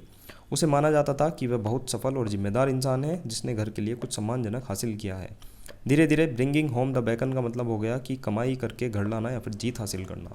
अब bring home the bacon, bacon होता है सुअर का मांस, लाना घर में, तो आप इसी से ही रिलेट करना है कि चर्च में मतलब ऐसे ऐसे एक अनाउंसमेंट हुआ था कि भाई जिसने भी 1 साल तक अपनी शादी को मतलब निभा लिया तो उसको बैगन मिलेगा। तो जो बैगन ला रहे थे तो उनको जिम्मेदार आदमी, सफल आदमी समझा जाने लगा। तो सफल होना, पैसे कमाना भी इसमें रिलेट हो जाएगा। ठीक है, कहीं ना कहीं ये वहाँ के लिए खाने की चीज़ ला रहे थे, है ना। ठीक है, वहाँ के लिए ये खाने की चीज़ थी, ये अच्छी चीज़ मानी जाती है। और to earn money to live ये भी हो जाएगा, मतलब कि कोई पैसा ला रहा है, मतलब कि भाई पैसे का भी तो हमारा कहीं ना कहीं यूज़ होता है खाने के लिए। तो वहाँ पर भी मतलब वो खाने के लिए चीज़ें लाते थे, तो कहीं ना कहीं उसको सफल या फिर पैसे कमाना से रिलेट किया जाता था। नेक्स्ट हमारा इडियम है ब्रिंग समवन टू बुक। ये हो जाएगा to punish someone for wrong doing, या फिर हेल्ड अकाउंटेबल हो जाएगा, दंडित करना, स्पष्टीकरण मांगना। अब जो ये ब्रिंग समवन टू बुक है, ये जो बेसिकली रिलेटेड है ज्यूरी सिस्टम से रिलेटेड है, न्याय प्रणाली से रिलेटेड है। बुक यहाँ पर रेफ़र करती है एक रिकॉर्ड बुक या फिर कानूनी दस्तावेज जिसमें अपराधों, गलतियों या फिर हिसाब किताब का रिकॉर्ड रखा जाता था। ठीक है, बेसिकली अपराधों और गलतियों का तो हो जाएगा न्याय से रिलेटेड, और हिसाब किताब रखा जाता है अकाउंट से रिलेटेड। तो किसी को बुक के सामने लाना यानी उसे कानूनी प्रक्रिया के तहत लाना, यानी उसका हिसाब किताब करना या उसको सज़ा दिलवाना से इसको रेफ़र किया गया। ठीक है, ब्रिंग समवन टू बुक, किसी को बुक के सामने, उसको मतलब उसका अब जो हिसाब किताब है किसी को कानूनी प्रक्रिया के सामने लाना। तो इसमें यही रिलेट करेंगे हम, दंडित करना, किसी से स्पष्टीकरण मांगना, है ना। किसी ने अगर गलत किया है तो उसको पनिश करना, और मतलब कि अकाउंटेबल, उसको हेल्ड अकाउंटेबल, मतलब कि उसको जिम्मेदार मांगना, है ना, उसको जिम्मेदार, उसकी जवाबदेही मतलब कि मांगना, हेल्ड अकाउंटेबल। हिसाब किताब करना, सज़ा दिलवाना या फिर उसको कानूनी प्रक्रिया के तहत लाना। किसी को बुक के सामने लाना का मतलब सीधा सीधा उसको कानूनी प्रक्रिया के तहत लाना, हिसाब किताब उससे मांगना। जैसे देख सकते हैं ये जज साहब हैं, इसको सामने से लाया गया है, इसको बुक के सामने लाया गया है। ब्रिंग समवन टू बुक मतलब कि कोर्ट के सामने लाना, ऐसे भी रिलेट कर सकते हैं, मतलब कि दंडित करना। नेक्स्ट इडियम हो जाएगा bring the house down, made the audience applaud enthusiastically, मतलब कि दर्शकों द्वारा तालियों से उत्साह बढ़ाना। ये भी थिएटर से रिलेटेड है, एक और इडियम आया था अभी। जहाँ पर लेग टूटे थे, है ना, ब्रेक लेग। तो यहाँ पर है ब्रिंग द हाउस डाउन। अब ये भी थिएटर से रिलेटेड है। पुराने ज़माने में जब कोई कलाकार इतना अच्छा प्रदर्शन कर देता था कि दर्शक खुशी और तालियों से थिएटर को गुंजा देते थे, तो कहा जाता था कि जो हाउस है, ऑडिटोरियम है, उसको गिरा दिया है ना। अब देखो जैसे इतने सारे लोग हैं, अब इसने इतना अच्छा परफॉर्मेंस दी, इन्होंने तालियों से, हूटिंग से, है ना, इतनी सारी चीज़ों से मतलब यहाँ पर गुंजा दिया है पूरा का पूरा ऑडिटोरियम। जितना थिएटर है गूंज गया है, तो ऐसा लगने वाला है कि गिर जाएगा, है ना। यानी तालियों और हंसी के शोर से थिएटर की दीवारें हिलने लगी है। हाउस यहाँ पर ऑडिटोरियम को दर्शाता है। और ब्रिंग डाउन का मतलब हो जाता है दर्शकों की प्रतिक्रिया से उसे हिला देना, कि मानो वह गिरने वाला हो। इतना उसमें गूंज, उतनी तालियों की गड़गड़ाहट, इतनी हूटिंग हो गई कि वह गिरने वाला हो। ब्रिंग्स द हाउस डाउन मतलब कि हाउस गिरने वाला है, मतलब कि उत्साह बढ़ाना किसी चीज़ का, है ना। तो जो ऑडियंस होती है उसके द्वारा उत्साह का बढ़ाना, किसके लिए, जो यहाँ पर परफॉर्मर है। तो इस तरह से आप इसको रिलेट करेंगे थिएटर से। नेक्स्ट इडियम है हमारा ब्रिंग टू वंस नीज। किसी को घुटनों पर लाना, इजी हो जाएगा, मतलब कि घुटनों पर लाना, हार मान लेना। टू फोर्स, टू सबमिट, किसी को मतलब फोर्स करना, कि मतलब बात मनवाने के लिए, है ना। नेक्स्ट इडियम है हमारा broke lance with. To argue against, मतलब कि बहस करना, लड़ाई करना। अब ये जो लेंस होता है, अब लेंस का अभी मतलब जो होता है भाला, है ना। अब ये जो है पुराने समय में दो योद्धा या नाइट, ये नाइट ये वाला है, ठीक है, KNI। तो नाइट ये वाला है, मतलब कि योद्धा। पुराने समय में जब दो योद्धा या फिर जो नाइट होते हैं आपस में टकराते थे, तो वे भाले से युद्ध करते थे। जब कोई योद्धा किसी से मुकाबला करता था तो उसकी भाले को तोड़ देता था, यानी एक प्रकार की भिड़ंत हो जाती थी। तो ब्रोक अलायंस विद मतलब कि भाले को तोड़ देना। तो कहीं ना कहीं लड़ाई हो रही है, बहस हो रही है, किसी के आप खिलाफ हैं, किसी के खिलाफ आर्ग्यू कर रहे हैं। तो इस तरह से आप ईडियम को याद करेंगे, आसानी से याद हो जाएगा। नेक्स्ट इडियम है broke down. Again phrasal verb है, तो वेप्ट बिटरली हो जाएगा या फिर क्राइड हो जाएगा, टूट जाना। अब देखो ये जो ब्रेक डाउन है, ये बेसिकली वैसे तो इसमें मशीन का ख़राब हो जाना, जैसे मशीन है इसका ख़राब हो जाना, इस ये भी इसका मीनिंग निकलता है। अब देखो जब मशीन और इंजन आम हो गए थे तब उनके ख़राब होने को ब्रेक डाउन कहा जाने लगा। धीरे धीरे इसका प्रयोग भावनात्मक, मानसिक और सामाजिक परिस्थितियों में भी होने लगा, जैसे किसी इंसान का मानसिक रूप से टूट जाना, किसी बातचीत व्यवस्था का पूरी तरह से फेल हो जाना। एक तो चीज़ हो गई ये, मतलब कि ब्रेकडाउन, मशीन का ख़राब हो जाना, किसी को भावनात्मक रूप से किसी का आहत हो जाना। तो ये तो इसका एक मीनिंग हो गया, है ना। अब जो इसकी हिस्ट्री है ये सेलिंग शिप से ही निकल कर आती है। बेसिकली ये जो शिप होते हैं, मैंने अभी आपको बताया था, ये पूरी तरह से इन सेल्स पर डिपेंड करते हैं, इसको मोड़ने के लिए भी, इसको आगे चलाने के लिए भी, हर चीज़ के लिए।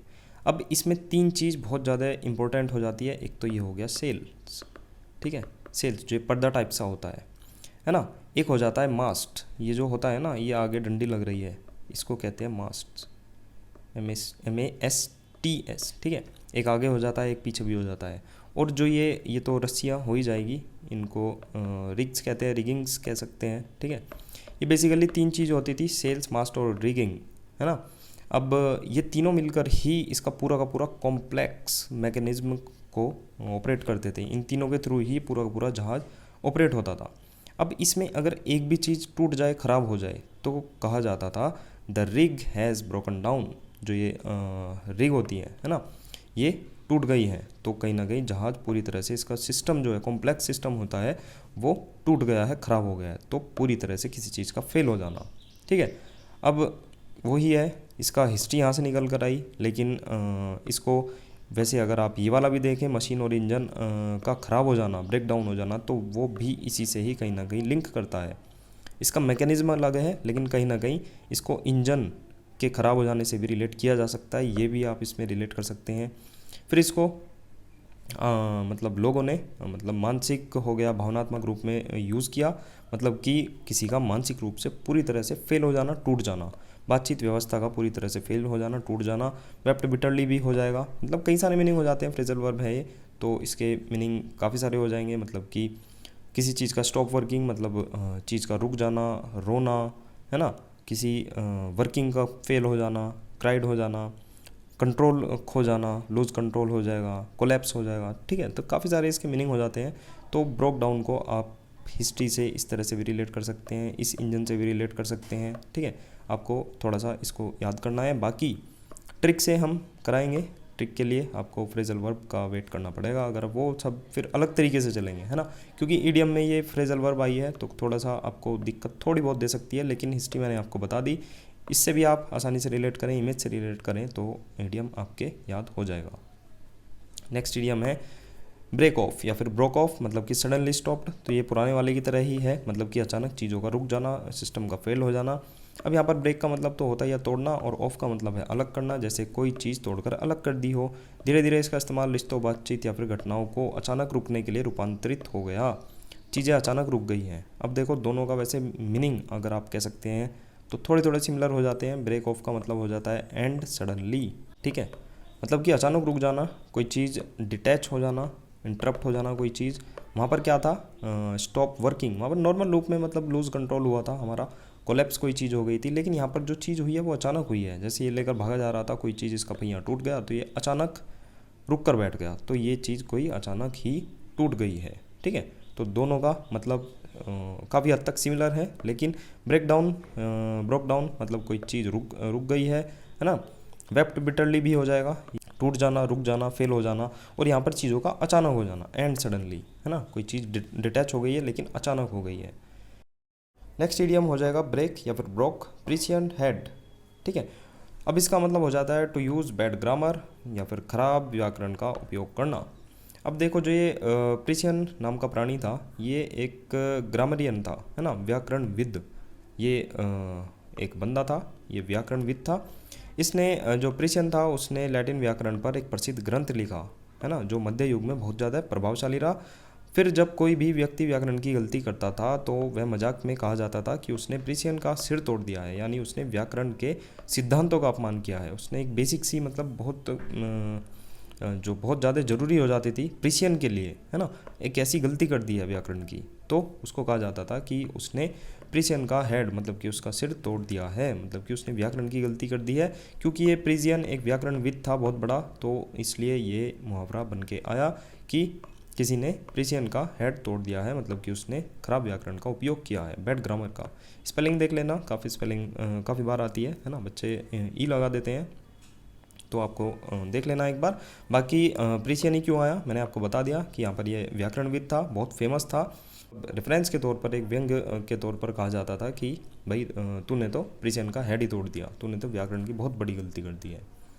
नेक्स्ट इडियम देखते हैं। नेक्स्ट है ब्रेकअप, ब्रोकअप ईजी हो जाएगा, डिसबैंडेड इटसेल्फ, संबंध तोड़ना ईजी है। नेक्स्ट है ब्रोकन रीड, मीनिंग हो जाएगा सपोर्ट दैट फेल्ड, या फिर ए वीक पर्सन हो जाएगा, समवन और something to frail to provide support, है ना, मतलब कि कोई इतना कमज़ोर है, फ्रेल कमज़ोर। फ्री में रेल में चलोगे तो रेलवे डिपार्टमेंट कमज़ोर हो जाएगा, इस तरह से हमने ट्रिक बना रखी है। टू प्रोवाइड सपोर्ट मतलब कि विफल समर्थन।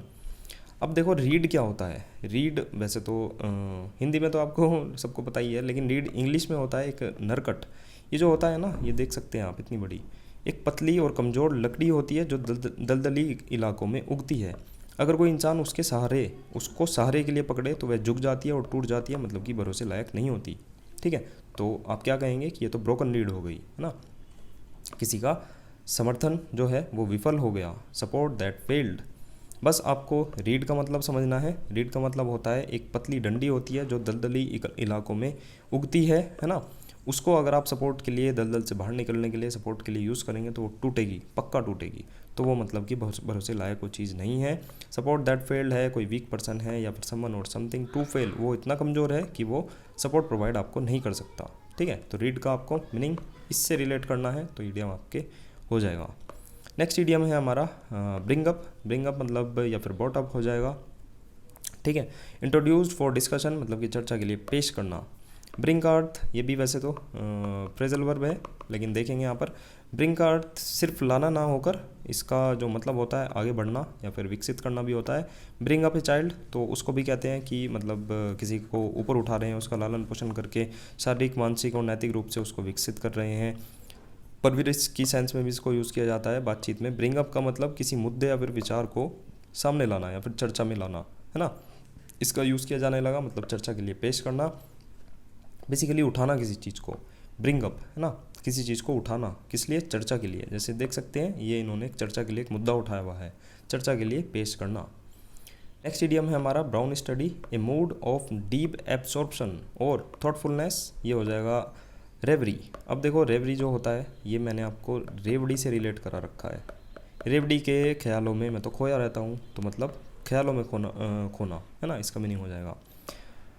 इसको देखते हैं। ब्राउन जो रंग होता है अक्सर गंभीरता, उदासी और निराशा से जोड़ा जाता है। जैसे हम आजकल ब्लू को फील ब्लू कहते हैं ना उदासी के लिए, ऐसे ही ब्राउन है गंभीरता, उदासी, निराशा से रिलेट किया जाता है। स्टडी जो थी पुराने अंग्रेजी में सिर्फ पढ़ाई के लिए नहीं बल्कि गहन विचार अध्ययन के लिए भी इस्तेमाल होती थी। तो जब ब्राउन स्टडी कहा जाता था तो उसका मतलब एक उदास, चिंतित और गंभीर सोच में डूबा हुआ व्यक्ति। देखो ब्राउन इसकी बैकग्राउंड है, ब्राउन टोन है इस इमेज में, तो ब्राउन स्टडी कर रहा है तो ये गंभीर होकर ये अपना किस चीज़ को सोच रहा है, पढ़ाई कर रहा है। तो कहीं ना कहीं इसका जो मूड है ऑफ डीप एब्सॉर्प्शन मतलब कि ध्यान में डूबा हुआ है, थॉटफुलनेस में डूबा हुआ है, यानी कि विचारों में खोया हुआ है, रेवरी है ना।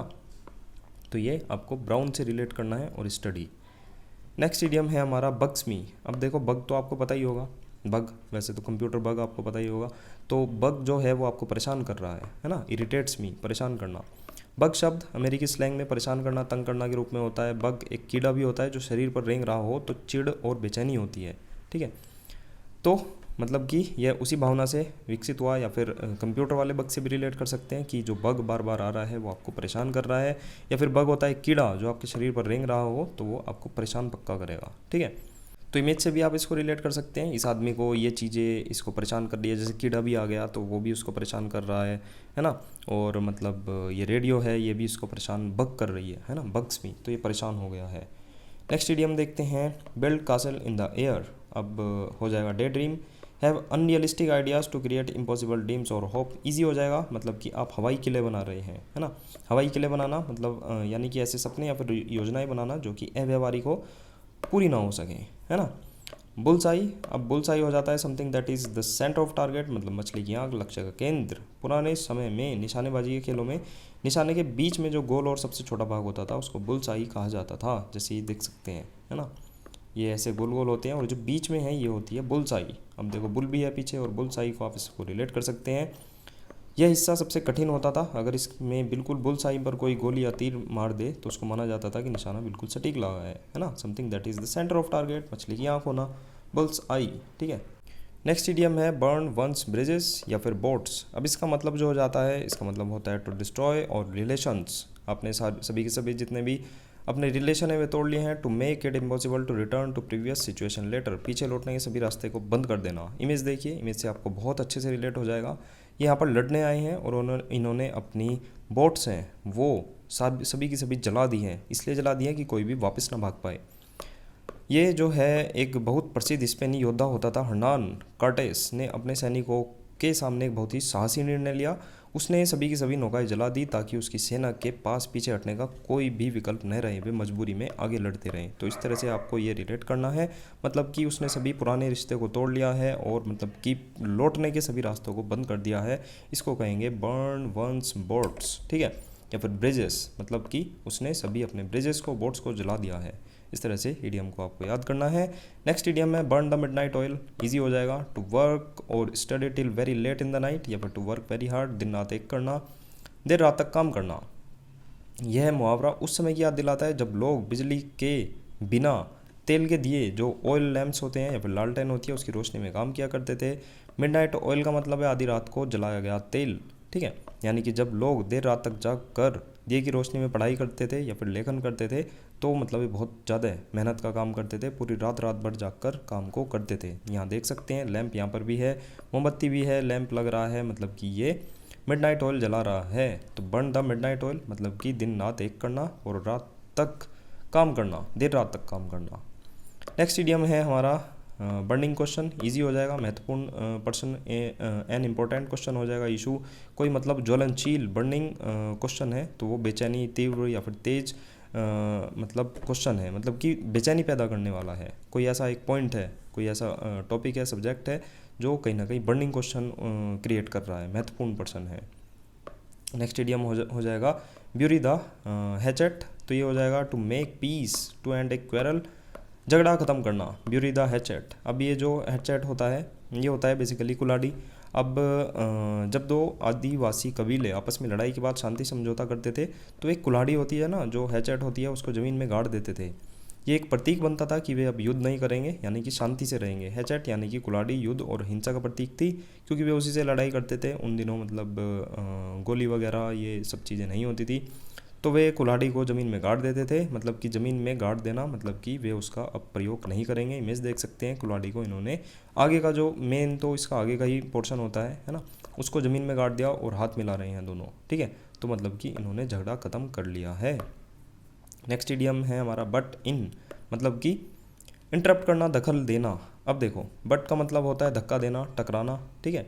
अब जैसे कोई जानवर या भेड़ बकरी होती है, सिर से किसी को हल्की से टक्कर मारती है, तो यह मुहावरा बन गया था कि कोई अचानक बातचीत में बट इन करता है तो वह बिना बुलाए बीच में टकराने जैसा है, यानी कि बातचीत में ज़बरदस्ती वो घुस रहा है, ठीक है।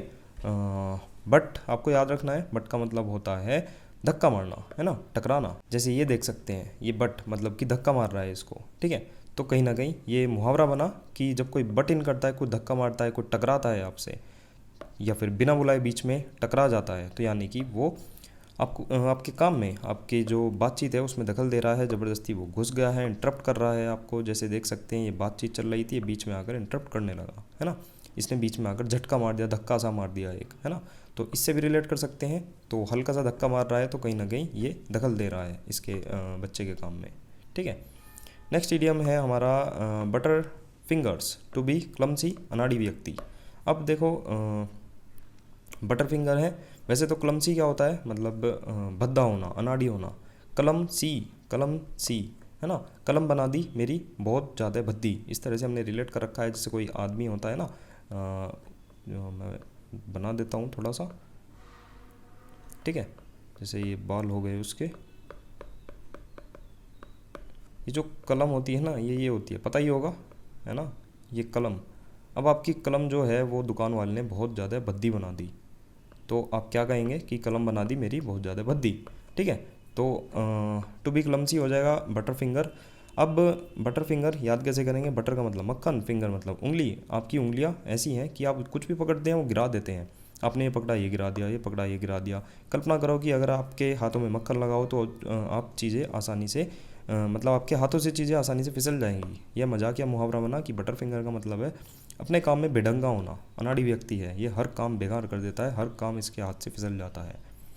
नेक्स्ट इडियम है हमारा बटरफ्लाइज इन द स्टमक, तो ये हो जाएगा to be anxious and nervous, मतलब कि घबराहट। वैज्ञानिक रूप से जब हम तनाव, घबराहट महसूस करते हैं तो हमारे शरीर में रक्त शरीर के अन्य भागों की तुलना में मांसपेशियों और हृदय की ओर ज़्यादा प्रभावित होता है, जिससे पेट में एक अजीब सी गुदगुदी होती है, हलचल फील होती है। तो लोगों ने इस अजीब एहसास को पेट में तितलियाँ उड़ने जैसा मतलब इसको रेफ़र किया, है ना, इसकी तुलना करी और मुहावरा बना दिया कि जब बटरफ्लाई इन द स्टमक होती है तो आप नर्वस हो रहे हैं, घबराहट आपके अंदर है, तो वो थोड़ा सा वो बटरफ्लाई के जैसा है, मानो आपके पेट में बटरफ्लाई उड़ रही हों, ठीक है, जब आप थोड़े से घबराहट फील करते हैं, नर्वस फील करते हैं।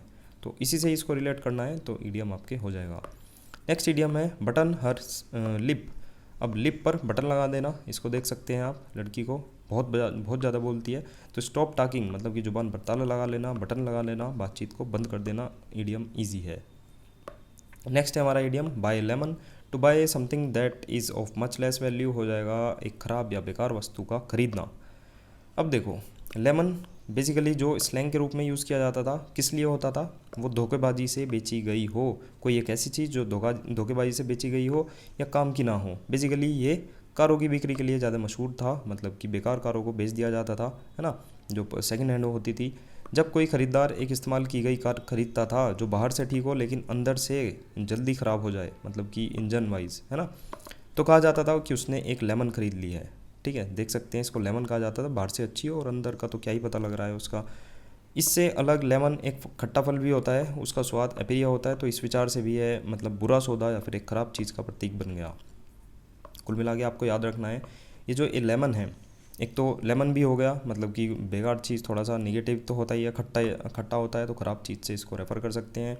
या फिर जो ये लेमन होता है, ये एक ऐसी बेकार चीज़ जो बाहर से तो अच्छी हो लेकिन अंदर से बेकार हो। कहीं ना कहीं ये कार के कंटेक्स्ट में है ये चीज़, कार आपने ऐसी कोई ख़रीद ली है जो बाहर से अच्छी दिख रही है, बहुत बढ़िया, मतलब उस पर पॉलिश वॉलिश करके, लेकिन अंदर इंजन बेकार है, तो आपने कोई बेकार और एक ख़राब चीज़ खरीद ली है। इसी से ही इडियम बना है और इसी से ही आपको याद रखना है। इमेज भी रिलेट कर सकते हैं, नींबू भी लेकर बैठा है और कार भी इसकी ख़राब हो गई है, ठीक है, तो कोई बेकार और ख़राब वस्तु खरीद ली है इसने। By whisker, by small margin हो जाएगा, मतलब कि बहुत कम अंतर से। विस्कर होता है मूंछ, या जैसे है ना ये कैट, विस्कर इसको बोलते हैं, या फिर इसके, है ना। अब बाय विस्कर बहुत कम अंतर से, जैसे बिल्ली या फिर कुत्ते की जो मूंछ होती है बहुत ही बारीक और संवेदनशील होती है। जब कोई चीज़ विस्कर जितनी दूरी से रह जाए तो इसका मतलब होता था बहुत मामूली अंतर से वो चीज़ हुई है, ठीक है। तो इसी से रिलेट करेंगे, जानवरों की जो मूंछ होती है उसको विस्कर कहते हैं, और उस बहुत ज़्यादा पतली होती है, तो उतने अंतर से अगर कोई चीज़ हो तो वो बहुत ज़्यादा स्मॉल मार्जिन से हुई है, बाय विस्कर हुई है। तो इस तरह से आपको ईडियम याद करना है। नेक्स्ट ईडियम है बाय एंड बाय, ये हो जाएगा ग्रेजुअली, मतलब कि धीरे धीरे। बाय का जो अर्थ होता है पास या फिर बगल में भी होता है, तो जब कहा जाता है बाय एंड बाय तो मतलब इसका हो जाता है कोई घटना एक के बाद एक घटेगी, मतलब कि थोड़ा समय बीतेगा और फिर अगली दूसरी हो जाएगी, ठीक है। बाय एंड बाय मतलब कि पास पास में ही, मतलब बगल में ही चीज़ें बीतेंगी, मतलब कि एक के बाद एक चीज़ें बीतेंगी। अब इसको ट्रिक से भी रिलेट कर सकते हैं, मतलब कि बाय बाय को इसमें रिलेट करेंगे, ठीक है। बाय बाय करके एक के बाद एक सभी जो मेहमान थे वो चले गए हैं, ग्रेजुअली सभी बाय बाय करके, बाय बाय करके सभी मेहमान ग्रेजुअली धीरे धीरे निकल गए हैं, धीरे धीरे चले गए हैं। नेक्स्ट इडियम है by and large, in general, on the wall. सामान्यतः ये भी नॉटिकल लैंग्वेज से आया है, नॉटिकल टर्म है ये। बाय एंड लार्ज वही सेम, वो जो सेलिंग शिप होते हैं, सेलिंग शिप है ना। अब देखते हैं, बाय का जो मतलब होता था कोई जहाज हवा के विरुद्ध, अगेंस्ट द विंड दिशा में चल रहा है, ठीक है। लार्ज का मतलब होता है कि वह हवा के अनुकूल चल रहा है ना, विद द विंड चल रहा है। तो जब कोई जहाज बाय एंड लार्ज चलता था तो उसका मतलब होता था कि वह किसी भी दिशा में हवा के खिलाफ हो, चाहे वो हवा के साथ हो, दोनों परिस्थितियों में अच्छी तरह से चल सकता है। मतलब कि वो सामान्य तौर पर कुल मिलाकर एक जनरली एक ठीक रूप में चल रहा है। अब देखो, जैसे बाय था, बाय का मतलब हुआ हवा के विरुद्ध चलना।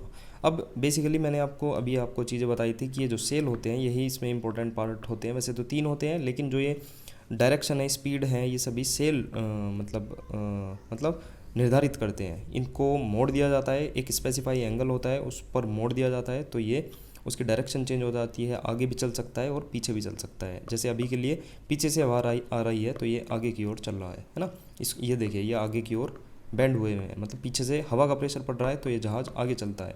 इसी को ही मतलब थोड़ा सा एक ऐसे एंगल पर मोड़ दिया जाए कि ये पीछे से आती हुई है, भाई हवा तो चेंज नहीं हो सकती, लेकिन ये इस एंगल पर चीज़ें सेट की जाती थी, तो ये बहुत ज़्यादा कॉम्प्लेक्स होता था कि ये फिर पीछे की ही डायरेक्शन में चलना शुरू हो जाता था, भले ही हवा भी पीछे से आ रही हो, ठीक है। तो इसमें जो बाय होता था वो हवा के विरुद्ध होता था, लार्ज जो होता था वो हवा के अनुकूल होता था। मतलब कि जैसे फिलहाल लार्ज उसमें है, सिचुएशन में, ठीक है, मतलब कि वो हवा के साथ चल रहा है। तो ये दोनों चीज़ें चलने में अगर कोई चीज़ सक्षम है तो वो सामान्य तौर पर या फिर कुल मिलाकर अच्छी तरह से चल रहा है, ठीक है। इस तरह से ही आपको ये देखना है, 1-2 बार पढ़ेंगे ये कंटेक्स्ट आपको हमेशा के लिए याद हो जाएगा, ठीक है। इमेज देखें और हिस्ट्री पढ़ें तो चीज़ें आसानी से हो जाएंगी। नेक्स्ट है हमारा बाय कटसी ऑफ। कटसी आपको सौजन्य पता होगा कि किसके सौजन्य से काम हुआ है, तो ये तो आसान हो जाएगा। मतलब कि गिवन और अलाउड बाय या फिर विद काइंडली कंसिडरेशन, किसके सौजन्यता से ये चीज़ें हुई है, शिष्टाचार या फिर सम्मानपूर्वक कोई व्यवहार हुआ है। नेक्स्ट इडियम है बाय फेयर मीन्स और फाउल, ये हो जाएगा किसी भी तरह। अब फेयर मीन अच्छी तरह से, और फाउल मतलब कि धोखेधड़ी से, तो डिसऑनेस्ट हो जाएगा। ऑनेस्ट मतलब किसी भी तरीके से आप चीज़ें कर रहे हैं, ईमानदारी से या फिर बेईमानी से, तो देख सकते हैं ईजी हो जाएगा। नेक्स्ट इडियम है बाय फिट्स एंड स्टार्ट्स, ये हो जाएगा अनस्टेडी या फिर इरेगुलरली, अनियमित। अब देखो, इसमें भी हिस्ट्री रिलेट करेंगे। फिट का मतलब होता है कि अचानक आने वाले दौरे या फिर झटके से होता है फिट, जैसे गुस्से में या फिर दौरे का झटका लग जाना, ठीक है। फिट का मतलब यहाँ पर फिट वो वाला नहीं है जो आप समझ रहे हैं कि भाई बॉडी बिल्कुल फिट है। फिट का मतलब पहले अचानक आने वाला कोई दौरा, कोई तो आपको दौरा आ गया या फिर झटका आ गया, है ना, जैसे गुस्से या फिर दौरे का झटका। स्टार्ट का मतलब तो वही अचानक से शुरू हो जाना। तो जब दोनों को एक साथ इस्तेमाल किया गया तो इसका मतलब हो गया ऐसे झटके या फिर अचानक शुरू होने वाली कोशिशों के साथ कुछ करना, लेकिन लगातार नहीं होना। आप कोई चीज़ स्टार्ट कर रहे हैं, उसमें फिट होगा, फिट मतलब उसमें दौरे पड़ेंगे, उसमें झटके भी आ सकते हैं आपको, तो कुल मिलाकर आप रेगुलर नहीं रहेंगे, आप कंटिन्यूसली वो काम नहीं करेंगे। तो ये इसका मीनिंग बन गया कि जब कोई व्यक्ति या प्रक्रिया स्थिर नहीं रहती, उसमें झटके लगते हैं, उसमें कुछ ना कुछ मतलब हैम्पर होती है वो चीज़, तो अस्थायी रूप से बिना नियमितता के वो आगे बढ़ती है। ठीक है, वो रेगुलर नहीं है तो वो अनस्टडी हो जाएगा, इरेगुलर हो जाएगा। फिट्स का यहाँ पर क्या रेफरेंस है वो आपको देखना है एक बार, है ना। तो इसको थोड़ा सा याद रखना है कि फिट का मतलब यहाँ पर झटके होता है ना। कोई दौरा पड़ गया आपको या फिर कोई हैम्पर, कोई बाधा आ गई तो वो चीज़ मतलब कि कंटिन्यूसली नहीं चलेगी। नेक्स्ट इडियम है हमारा बाय हुक और by crook. By any means, good और बैड कुछ भी हो सकती है। Using whatever method are necessary in whatever way one can, कैसे भी करके किसी भी तरीके से काम होना चाहिए। बाय हुक और बाय क्रुक। हुक और क्रुक बेसिकली ये दो चीज़ें होती हैं, ये हुक हो गया, ये क्रुक, कुछ भी आप रिलेट कर सकते हैं, बस आपको इतना देखना है कि मतलब ये हमारे इक्विपमेंट्स होते हैं। ठीक है, अब इंग्लैंड में, मध्यकालीन इंग्लैंड में किसानों को जंगल से लकड़ी इकट्ठा करने की इजाज़त नहीं होती थी, क्योंकि वे ज़्यादातर जो जंगल होते थे वे राजा की संपत्ति माने जाते थे। लेकिन एक नियम आया कि लोग सिर्फ हुक या फिर क्रुक का यूज़ करके पेड़ों की टहनियों या फिर सूखी लकड़ियों को तोड़ सकते थे, लेकिन पेड़ को काट नहीं सकते थे। ठीक है, अब कोई पेड़ है, ठीक है, कोई बहुत बड़ा पेड़ लग रहा है, तो ये जो हुक और क्रुक है ये बेसिकली पेड़ को काट तो नहीं पाएंगे, ऐसा तो है नहीं कि इस हुक और क्रुक से ही उन्होंने पेड़ काट दिया। तो ये जो मतलब सूखी टहनियाँ होती थी या कोई लकड़ियाँ ऊपर कोई ऐसी हो गई जो सूख गई हो या फिर जलने लायक हो, तो वो यहीं से इनकी सहायता से ऊपर से ही उसको नीचे गिरा लिया करते थे और अपने यूज़ में ले लेते थे, लेकिन पेड़ नहीं कटेगा, है ना। तो कैसे भी करके, चाहे हुक से तोड़े में चाहे क्रुक से तोड़ें, तो वे लकड़ियों को नीचे मतलब तोड़कर या काट कर, ऊपर से ही काट कर नीचे गिरा लिया करते थे और अपने यूज़ में लेते थे। तो बाय हुक और बाय क्रुक कैसे भी करके काम करना है, कैसे भी करो, है ना। बाय एनी मीन्स, गुड और बैड, कैसे भी करके, तो आप ये भी पढ़ सकते हैं, लेकिन पेड़ को काटा नहीं जाएगा।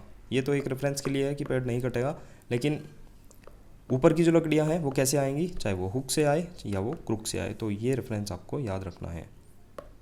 नेक्स्ट है हमारा idiom by leaps and bounds. ये हो जाएगा very quickly, rapidly, swiftly, easy हो जाएगा, क्योंकि लीप होता है कूद, है ना, और बाउंड का मतलब भी छलांग के सेंस में आता है। तो दोनों शब्द तेज गति और लंबी दूरी की ओर संकेत करते हैं। जब कोई चीज़ लीप्स एंड बाउंड से आगे बढ़ती है तो वह धीरे धीरे नहीं बढ़ती, बहुत तेज़ी के साथ और छलांग लगाते हुए आगे बढ़ती है। बाय लीप्स एंड बाउंड्स आगे बढ़ती है, ठीक है, जैसे ये देख सकते हैं, ईजी हो जाएगा। नेक्स्ट देखते हैं by the same token, in the same way, समान तरीके से। ये दो टोकन देख सकते हैं, वैसे टोकन सिक्का टाइप होता है, लेकिन इसको भी आप टोकन रेफर कर सकते हैं। टोकन का मतलब होता है चिन्ह या फिर प्रतीक, है ना। जैसे किसी चीज़ का प्रमाण होना, संकेत होना, तो बाय द सेम टोकन कहेंगे, तो मतलब कि उसका जो सेम चिन्ह है, सेम प्रमाण के साथ आप चीज़ें प्रस्तुत कर रहे हैं, है ना, उसी तरह का प्रमाण होना या कारण पेश करते हुए। तो कहीं ना कहीं आप सेम आ रहा है तो उससे भी डायरेक्ट रिलेट कर सकते हैं, सेम टोकन में समान तरीके से आप चीज़ें करना चाह रहे हैं। नेक्स्ट इडियम है by the skin of one's teeth. अब देखो, टीथ की स्किन वैसे तो होती नहीं है, लेकिन अगर आप एक जो इनेमल की लेयर होती है उसको रिलेट करें तो बहुत ज़्यादा मतलब पतली होती है, ठीक है। तो by the narrowest margin having a narrow escape to just barely manage to achieve something हो जाएगा, तो बहुत ही कम अंतर से। यहाँ स्किन ऑफ टीथ जो दांत की त्वचा, असल में एक मेटाफर है, क्योंकि दांतों पर त्वचा नहीं होती, है ना। वैसे तो मैंने आपको बता दी, उससे भी आप उसी से ही रिलेट करें, वैसे आप ज़्यादा ठीक रहेगा। जो इनेमल की लेयर होती है उससे रिलेट करें, बहुत ज़्यादा पतली होती है, तो बहुत ही कम अंतर से। तो व्यक्ति इतनी मुश्किल परिस्थिति में था कि वह लगभग असंभव तरीके से बच पाया, है ना, कि वो दांतों की इनेमल की जो लेयर होती है, पतली सी लेयर होती है, उतने कम अंतर से बच पाया, ठीक है। इस तरह से आप इसको याद करेंगे, इडियम आसानी से याद हो जाएगा। नेक्स्ट है by the sweat of one's brow. अब ब्रो होता है भौहें, है ना, जो आँखों के ऊपर होती है ना। तो वहाँ पर पसीना तब आता है जब कोई आदमी कड़ी मेहनत कर रहा हो। तो ये देख सकते हैं, कड़ी मेहनत में ही आपको जो भौहें होती हैं, है ना, आँखों के ऊपर, उस पर पसीना आता है। तो माथे का पसीना कह सकते हैं, है ना, कठिन परिश्रम और संघर्ष का ये प्रतीक आपका बन जाएगा। नेक्स्ट हमारा इडियम है call down. Again phrasal verb है, टू स्कॉल्ड, डांटना हो जाएगा। कॉल डाउन का मतलब शाब्दिक अर्थ जो होता है, ऊपर से कुछ बुलाना, कुछ करने के लिए नीचे बुलाना, नीचे लाना, उसको कॉल डाउन, है ना। बुलाना और डाउन मतलब नीचे, नीचे बुलाना। लेकिन जब इसका प्रयोग एक इडियम में फ्रेजल वर्ब के रूप में होता है तो इसका डांट फटकार इसका मीनिंग हो जाता है। इसका अर्थ ऊपर से डांट फटकार या फिर नीचे गिराना जैसा बन जाता है, यानी जैसे कोई अधिकारी या वरिष्ठ व्यक्ति अपने अधीनस्थ को फटकार लगा रहा हो, ठीक है। तो कॉल डाउन आप ऐसे भी रिलेट कर सकते हैं कि ऊपर से नीचे बुलाया डांटने के लिए, ठीक है। किसी को ऊपर से नीचे बुलाया डांटने के लिए, स्कोल्ड मतलब कि डांटने के लिए, ठीक है। देख सकते हैं, इमेज भी रिलेट कर सकते हैं। नेक्स्ट हमारा इडियम है कॉल इन क्वेश्चन। ये हो जाएगा चैलेंज मतलब कि चुनौती देना। ये भी कोर्ट से रिलेटेड है, इंग्लिश कोर्ट न्यायालयों की भाषा से निकला है। जब गवाही या फिर दस्तावेज को इन क्वेश्चन लाने का मतलब होता था कि वह जांच या फिर पुनर्विचार के लिए प्रस्तुत करना। कॉल इन क्वेश्चन का मतलब हो जाता है किसी चीज़ को सवालों के घेरे में बुलाना।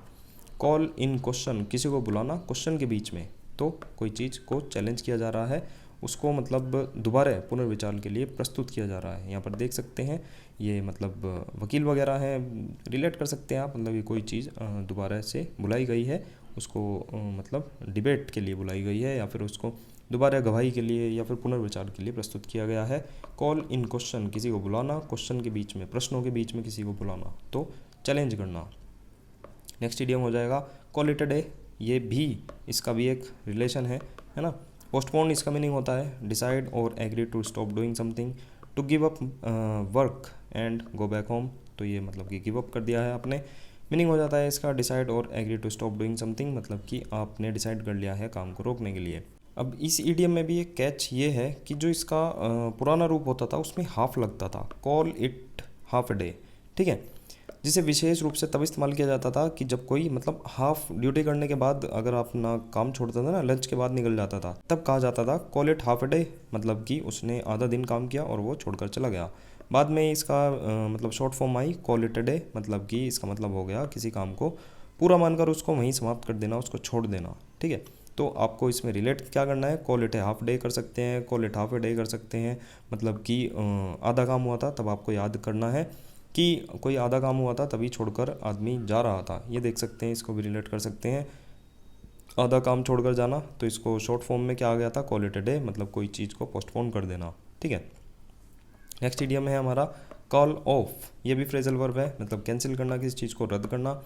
अब जो कॉल ऑफ का प्रयोग जो है खासकर तब होता है जब किसी को या किसी चीज़ को पीछे हटाने के लिए बुलाया जाता था, ठीक है। जैसे कि कुत्तों को शिकार से वापस बुलाना या फिर सैनिकों को युद्ध से हटाना, है ना। धीरे धीरे इसका मतलब हो गया कि कोई कार्य या योजना को पूरी तरह से रोक देना।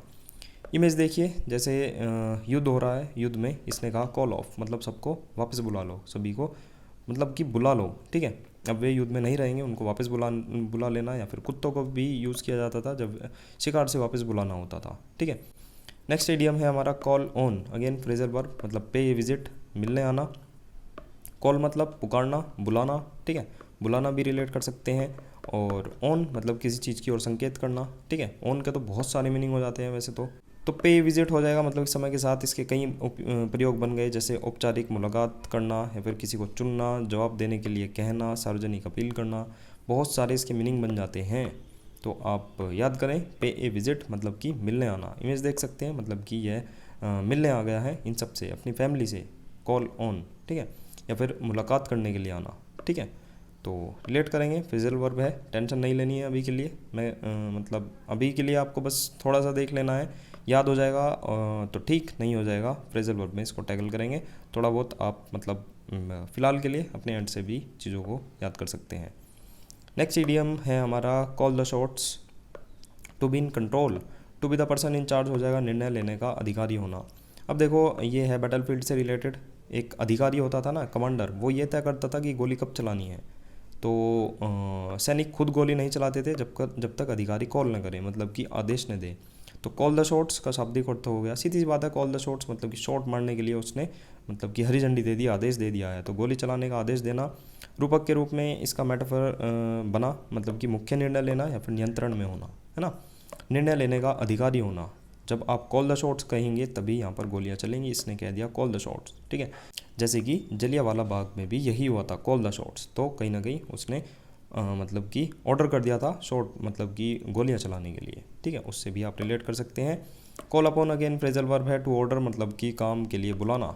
कॉल का अर्थ होता है किसी को बुलाना, पुकारना, और अपॉन किसी पर, तो पूरा बन जाएगा किसी पर बुलावा देना या फिर किसी को पुकारना। आप इस तरह से भी इसको याद कर सकते हैं, बुलाना किसी को, है ना, तो ऑर्डर काम के लिए बुलाना, आदेश देना किसी को काम करने के लिए। नेक्स्ट इडियम हो जाएगा कॉल फॉर। ये भी हमारा फ्रेजल वर्ब हो जाएगी, टू रिक्वायर समथिंग। आस्क्ड हो जाएगा किसी काम के लिए बुलाया गया। समन के रूप में इसका यूज़ किया जाता है या फिर डिमांड के रूप में, मांग करना के रूप में इसका इस्तेमाल किया जाता है। पुराने समय में राजा, जज या अधिकारी जब किसी को किसी काम के लिए बुलाते थे तो उसको कॉल्ड फॉर कहा जाता था, यानी कि अधिकार पूर्वक बुलाया गया, है ना। कॉल फॉर कहते हैं इसको बेसिकली, ठीक है, कॉल फॉर। तो वही याद कर सकते हैं आप, नहीं होता है स्किप कर सकते हैं, ठीक है। अभी के लिए इसको फ्रेजल वर्ब देखेंगे आगे जैसा भी बनता है। तो कॉल फॉर मतलब कि रिक्वायर समथिंग, आस्क या फिर काम के लिए बुलाना, अधिकार के लिए बुलाना, समन कर देना, ठीक है। नेक्स्ट इडियम है हमारा come out of his shell, become more sociable हो जाएगा, मतलब कि बहुत अधिक मिलनसार होना। कछुआ जब डरता है वो अपने खोल, अपने शैल में छुप जाता है, जब वह सुरक्षित महसूस करता है तो बाहर आ जाता है। सीधी सी बात है, अब कोई अपने शैल से बाहर आ रहा है तो कहीं ना कहीं वो फैमिलियर हो गया है चीज़ों से। वैसे ही इंसान जब कॉन्फिडेंस फील करता है तो अपने खोल से बाहर आ जाता है। इसी तरह से आपको याद करना है, आसान हो जाएगा। नेक्स्ट इडियम है कम अप, वाज रेस्ड हो जाएगा, उठाना, ठीक है। वैसे तो ये भी फ्रेजल वर्ब है। कम अप एक पुराना अंग्रेजी वाक्यांश है जो मूल रूप से किसी चीज़ के नीचे से ऊपर की ओर गति करने के लिए दर्शाता है। बाद में यह वाक्यांश मेटाफोरिकली रूप में इस्तेमाल होने लगा, मतलब कि कोई चीज़ चर्चा में ऊपर उठाना, मुद्दा या फिर प्रश्न अचानक सामने आ जाना। ब्रिंग अप था ना, जैसे अभी बताया था, तो ऐसी कम अप है, यानी कि किसी चीज़ को उठाना, है ना, या फिर आगे बढ़ाना। नेक्स्ट इडियम है हमारा can't cut the mustard, to be unable to do a job, नौकरी करने में असमर्थ होना, can't cut the mustard. Mustard जो होता है सरसों की खेती और कटाई के लिए कौशल और दक्षता की आवश्यकता होती है। तो जो व्यक्ति उसको कुशलतापूर्वक करने में सक्षम नहीं होता था तो उसको क्या कहते थे, मतलब कि कांट कट द मस्टर्ड, मतलब कि वह मस्टर्ड नहीं काट सकता है, जिसका अर्थ था कि वह अपेक्षित स्तर का किसान नहीं है, वो अच्छे से काम नहीं कर पा रहा है। इसको देख सकते हैं, कांट कट द मस्टर्ड, ये मतलब मस्टर्ड सरसों को नहीं काट पा रहा है। बाकी ये देख सकते हैं अच्छे से काम कर रहे हैं, तो ये नौकरी करने में असमर्थ है, ठीक है। नेक्स्ट देखते हैं cap in hand in A respectful manner, ये हो जाएगा। वैसे तो ये चीज़ आपको पता ही होगी, जब कोई व्यक्ति राजा या फिर ऊंचे दर्जे के किसी व्यक्ति से मिलने जाता है तो वह अपनी टोपी को उतार कर अभिवादन करता है, हाथ में लेकर एक झुककर अभिवादन करता है, नमस्ते करता है, ठीक है, ताकि वह अपनी नम्रता और सम्मान प्रकट कर सके। टोपी उतारना सम्मान का प्रतीक माना जाता है कि आप सामने वाले को बहुत ज़्यादा इज्जत दे रहे हैं, सम्मान दे रहे हैं। तो आप ने जो अपनी वो अपने हाथों में ले ली है और आप रेस्पेक्ट दे रहे हैं, ठीक है। इस तरह से रिलेट करेंगे, जैसे देख सकते हैं इसने अपनी हैट ही उतार कर सामने वाले को दे दी, इसको राजा को दे दी, तो कहीं ना कहीं इसका ये सम्मान कर रहा है। नेक्स्ट इडियम है कैपिटल पनिशमेंट, हो जाएगा डेथ सेंटेंस, मृत्युदंड। कैपिटल पनिशमेंट का शब्द लैटिन लैंग्वेज कैपिटल इससे है, जिसका अर्थ होता है सिर, ठीक है। कैपिटल का मतलब होता है हेड रिलेटेड, ये लैटिन से रिलेटेड है। पुराने समय में सजाए मौत का सबसे आम तरीका था सिर को कलम कर देना, बिल्कुल एकदम इस तरह से, ठीक है। यहाँ पर इसका सिर घुसाया जाता था, एकदम सीधा नीचे, सिर अलग, है ना। इसलिए इसे कैपिटल पनिशमेंट कहा जाने लगा, यानी कि एक ऐसी सज़ा जिसमें सिर लिया जाता है, सिर अलग कर दिया जाता है, मतलब कि डेथ सेंटेंस। देख सकते हैं आप, कोर्ट से रिलेटेड है, सेंटेंस से रिलेटेड है, दंड से रिलेटेड है। तो कैपिटल हो जाएगा सिर, मतलब कि सिर का पनिशमेंट हुआ है, मृत्युदंड की सज़ा हुई है। नेक्स्ट इडियम है कैरी ऑन, ईजी है, continue doing something. Carry on जट्टा मूवी भी आई थी काफ़ी पहले। कैरी ऑन का मतलब जारी रखना कोई चीज़। नेक्स्ट इडियम है कैरी आउट, तो कंप्लीट समथिंग, एग्जीक्यूट करना, पूरा करना। ईजी ही कहूँगा मैं इसको, है ना। काफ़ी जगह आपने सुना होगा, कैरी का मतलब होता है ले जाना, आउट का अर्थ होता है बाहर, किसी चीज़ को बाहर ले जाना। तो कहीं ना कहीं आप काम को पूरा कर रहे हैं, किसी आदेश योजना कार्य का पालन कर रहे हैं, कार्य को कर रहे हैं। कैरी आउट देख सकते हैं, ये खाना है, खाना डिलीवर करने ले जा रहा है, या फिर ये वेटर भी हो सकता है, खाना देकर आ रहा है, तो ये अपने काम को कैरी आउट, एग्जीक्यूट कर रहा है। नेक्स्ट इडियम है carry the ball, be in charge. Again easy हो जाएगा, इसका कंटेक्स्ट होता है जो ये गेम्स वाला होता है, फुटबॉल, ठीक है। अब फुटबॉल इसके पास है, या कोई भी गेम आप रिलेट कर सकते हैं, ठीक है। कैरी द बॉल हो जाएगा। इस खेल में जो बॉल होती है उसको भागना होता है, कैरी द बॉल है, तो ये कहीं ना कहीं ये प्रभारी है। अब ये नेक्स्ट मूव यही चलेगा, इसके पास है ना, क्योंकि ये खिलाड़ी टीम के लिए स्कोर बनाने की कोशिश कर रहा होता है। तो जिसके पास बॉल होगी तो उसी के पास जिम्मेदारी होगी आगे गोल बनाने की, है ना, आगे का मूव चलने की, जो मजबूत, तेज और भरोसेमंद हो, बी इन चार्ज हो, ऐसा ही खिलाड़ी वो होगा जो ये चार्ज में है, इसी के पास चार्ज है, कुछ भी कर सकता है इस बॉल का, ठीक है। बी इन चार्ज मतलब कि प्रभावी होना। नेक्स्ट इडियम है हमारा कैरी द कैन। अब इसका मीनिंग हो जाता है to take the responsibility of some misdemeanour, है ना, गलती की जिम्मेदारी लेना। अब ये जो डिमिनर होता है इसका मतलब होता है आचरण, और मिस लग जाएगा तो इसमें कोई मतलब मिसकंडक्ट हो जाएगा, ठीक है। जो आचरण मतलब ठीक नहीं है। तो किसी मिसडिमेनर की कोई गलती हो गई है, उसकी जिम्मेदारी लेना। अब देखो ये भी बैटलफील्ड से रिलेटेड है। ब्रिटिश सेना में जब सैनिक गश्त पर जाते थे तो उन्हें अपने साथ खाने पीने या सामान ढोने के लिए टीन के कनस्तर लेकर जाने पड़ते थे, जो एक बहुत ज़्यादा बोझिल काम होता था। कैन को ढोने की जिम्मेदारी उस सैनिक को दी जाती थी जो सज़ा काट रहा हो। जिसको मान लो कोई किसी ने कोई रूल को वायलेट किया है तो उसको सज़ा दी जाती थी। तो बेसिकली जो वो खाने का कैन होता था तो वो ही ढोता था, जो ग्रुप का कमज़ोर कड़ी माना जाता था। तो गलती की जिम्मेदारी वो लेता था। कौन? जिसने गलती की है। तो वो ही अपनी कैन को मतलब सबकी कैन को मतलब जितना भी हो सकता है जिसमें खाना वगैरह होता था, है ना, वो उस कैन को कैरी करता था। जैसे ये देख सकते हैं, इसने कोई गलती करी थी, इसको सज़ा के तौर पर ये कैन, वैसे तो एक है लेकिन काफ़ी सारी आप रिलेट कर सकते हैं कि इनकी सभी की कैन को इसको ढोने के लिए दिया गया है ना। तो इसको इसने गलती की जिम्मेदारी इसकी है ना। तो इस तरह से आप इसको कैरी द कैन को, कैन कौन सी है कि मतलब इसने गलती की है और वो खाने की कैन है किसकी? जो सोल्जर्स होते हैं इनकी। तो यही कंटेक्स्ट आपको याद रखने हैं। ईडियम आपको मतलब एकदम याद होंगे, केवल कंटेक्स्ट याद रखने हैं कि क्या बताया था, है ना। इमेज याद आएगी और उसका जो रेफरेंस है वो भी याद आ जाएगा आराम से। Carry the day, win A victory हो जाएगा बिकम्स द विनर, मतलब कि जीत हासिल करना।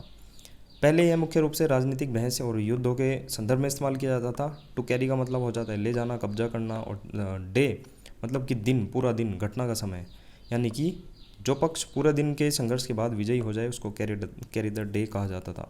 मतलब कि उसने पूरा का पूरा दिन उसने अपना कब्जा कर लिया है, दिन पर कब्जा कर लिया है, देख सकते हैं आप। या फिर वो पूरे दिन को उसने मतलब क्या किया है, उसने जीत हासिल करी है। तो कैरी द डे, उसने पूरा का पूरा दिन अपना हासिल कर लिया है। तो win A victory become the winner हो जाएगा, मतलब कि जीत हासिल करना। इस तरह से आप इस इडियम को याद करेंगे।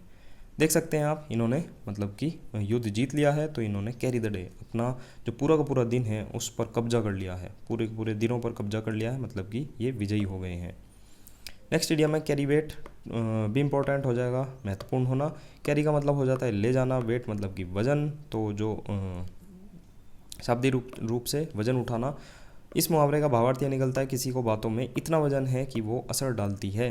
कैरी वेट मतलब कि किसी की बातों का जो वजन है ना, जैसे कहते हैं ना इसकी बात में दम है, तो वो दम क्या है? वेट है। इसकी बातों में वजन है तो वो असर डालती है, तो बहुत ज़्यादा इंपॉर्टेंट होती है।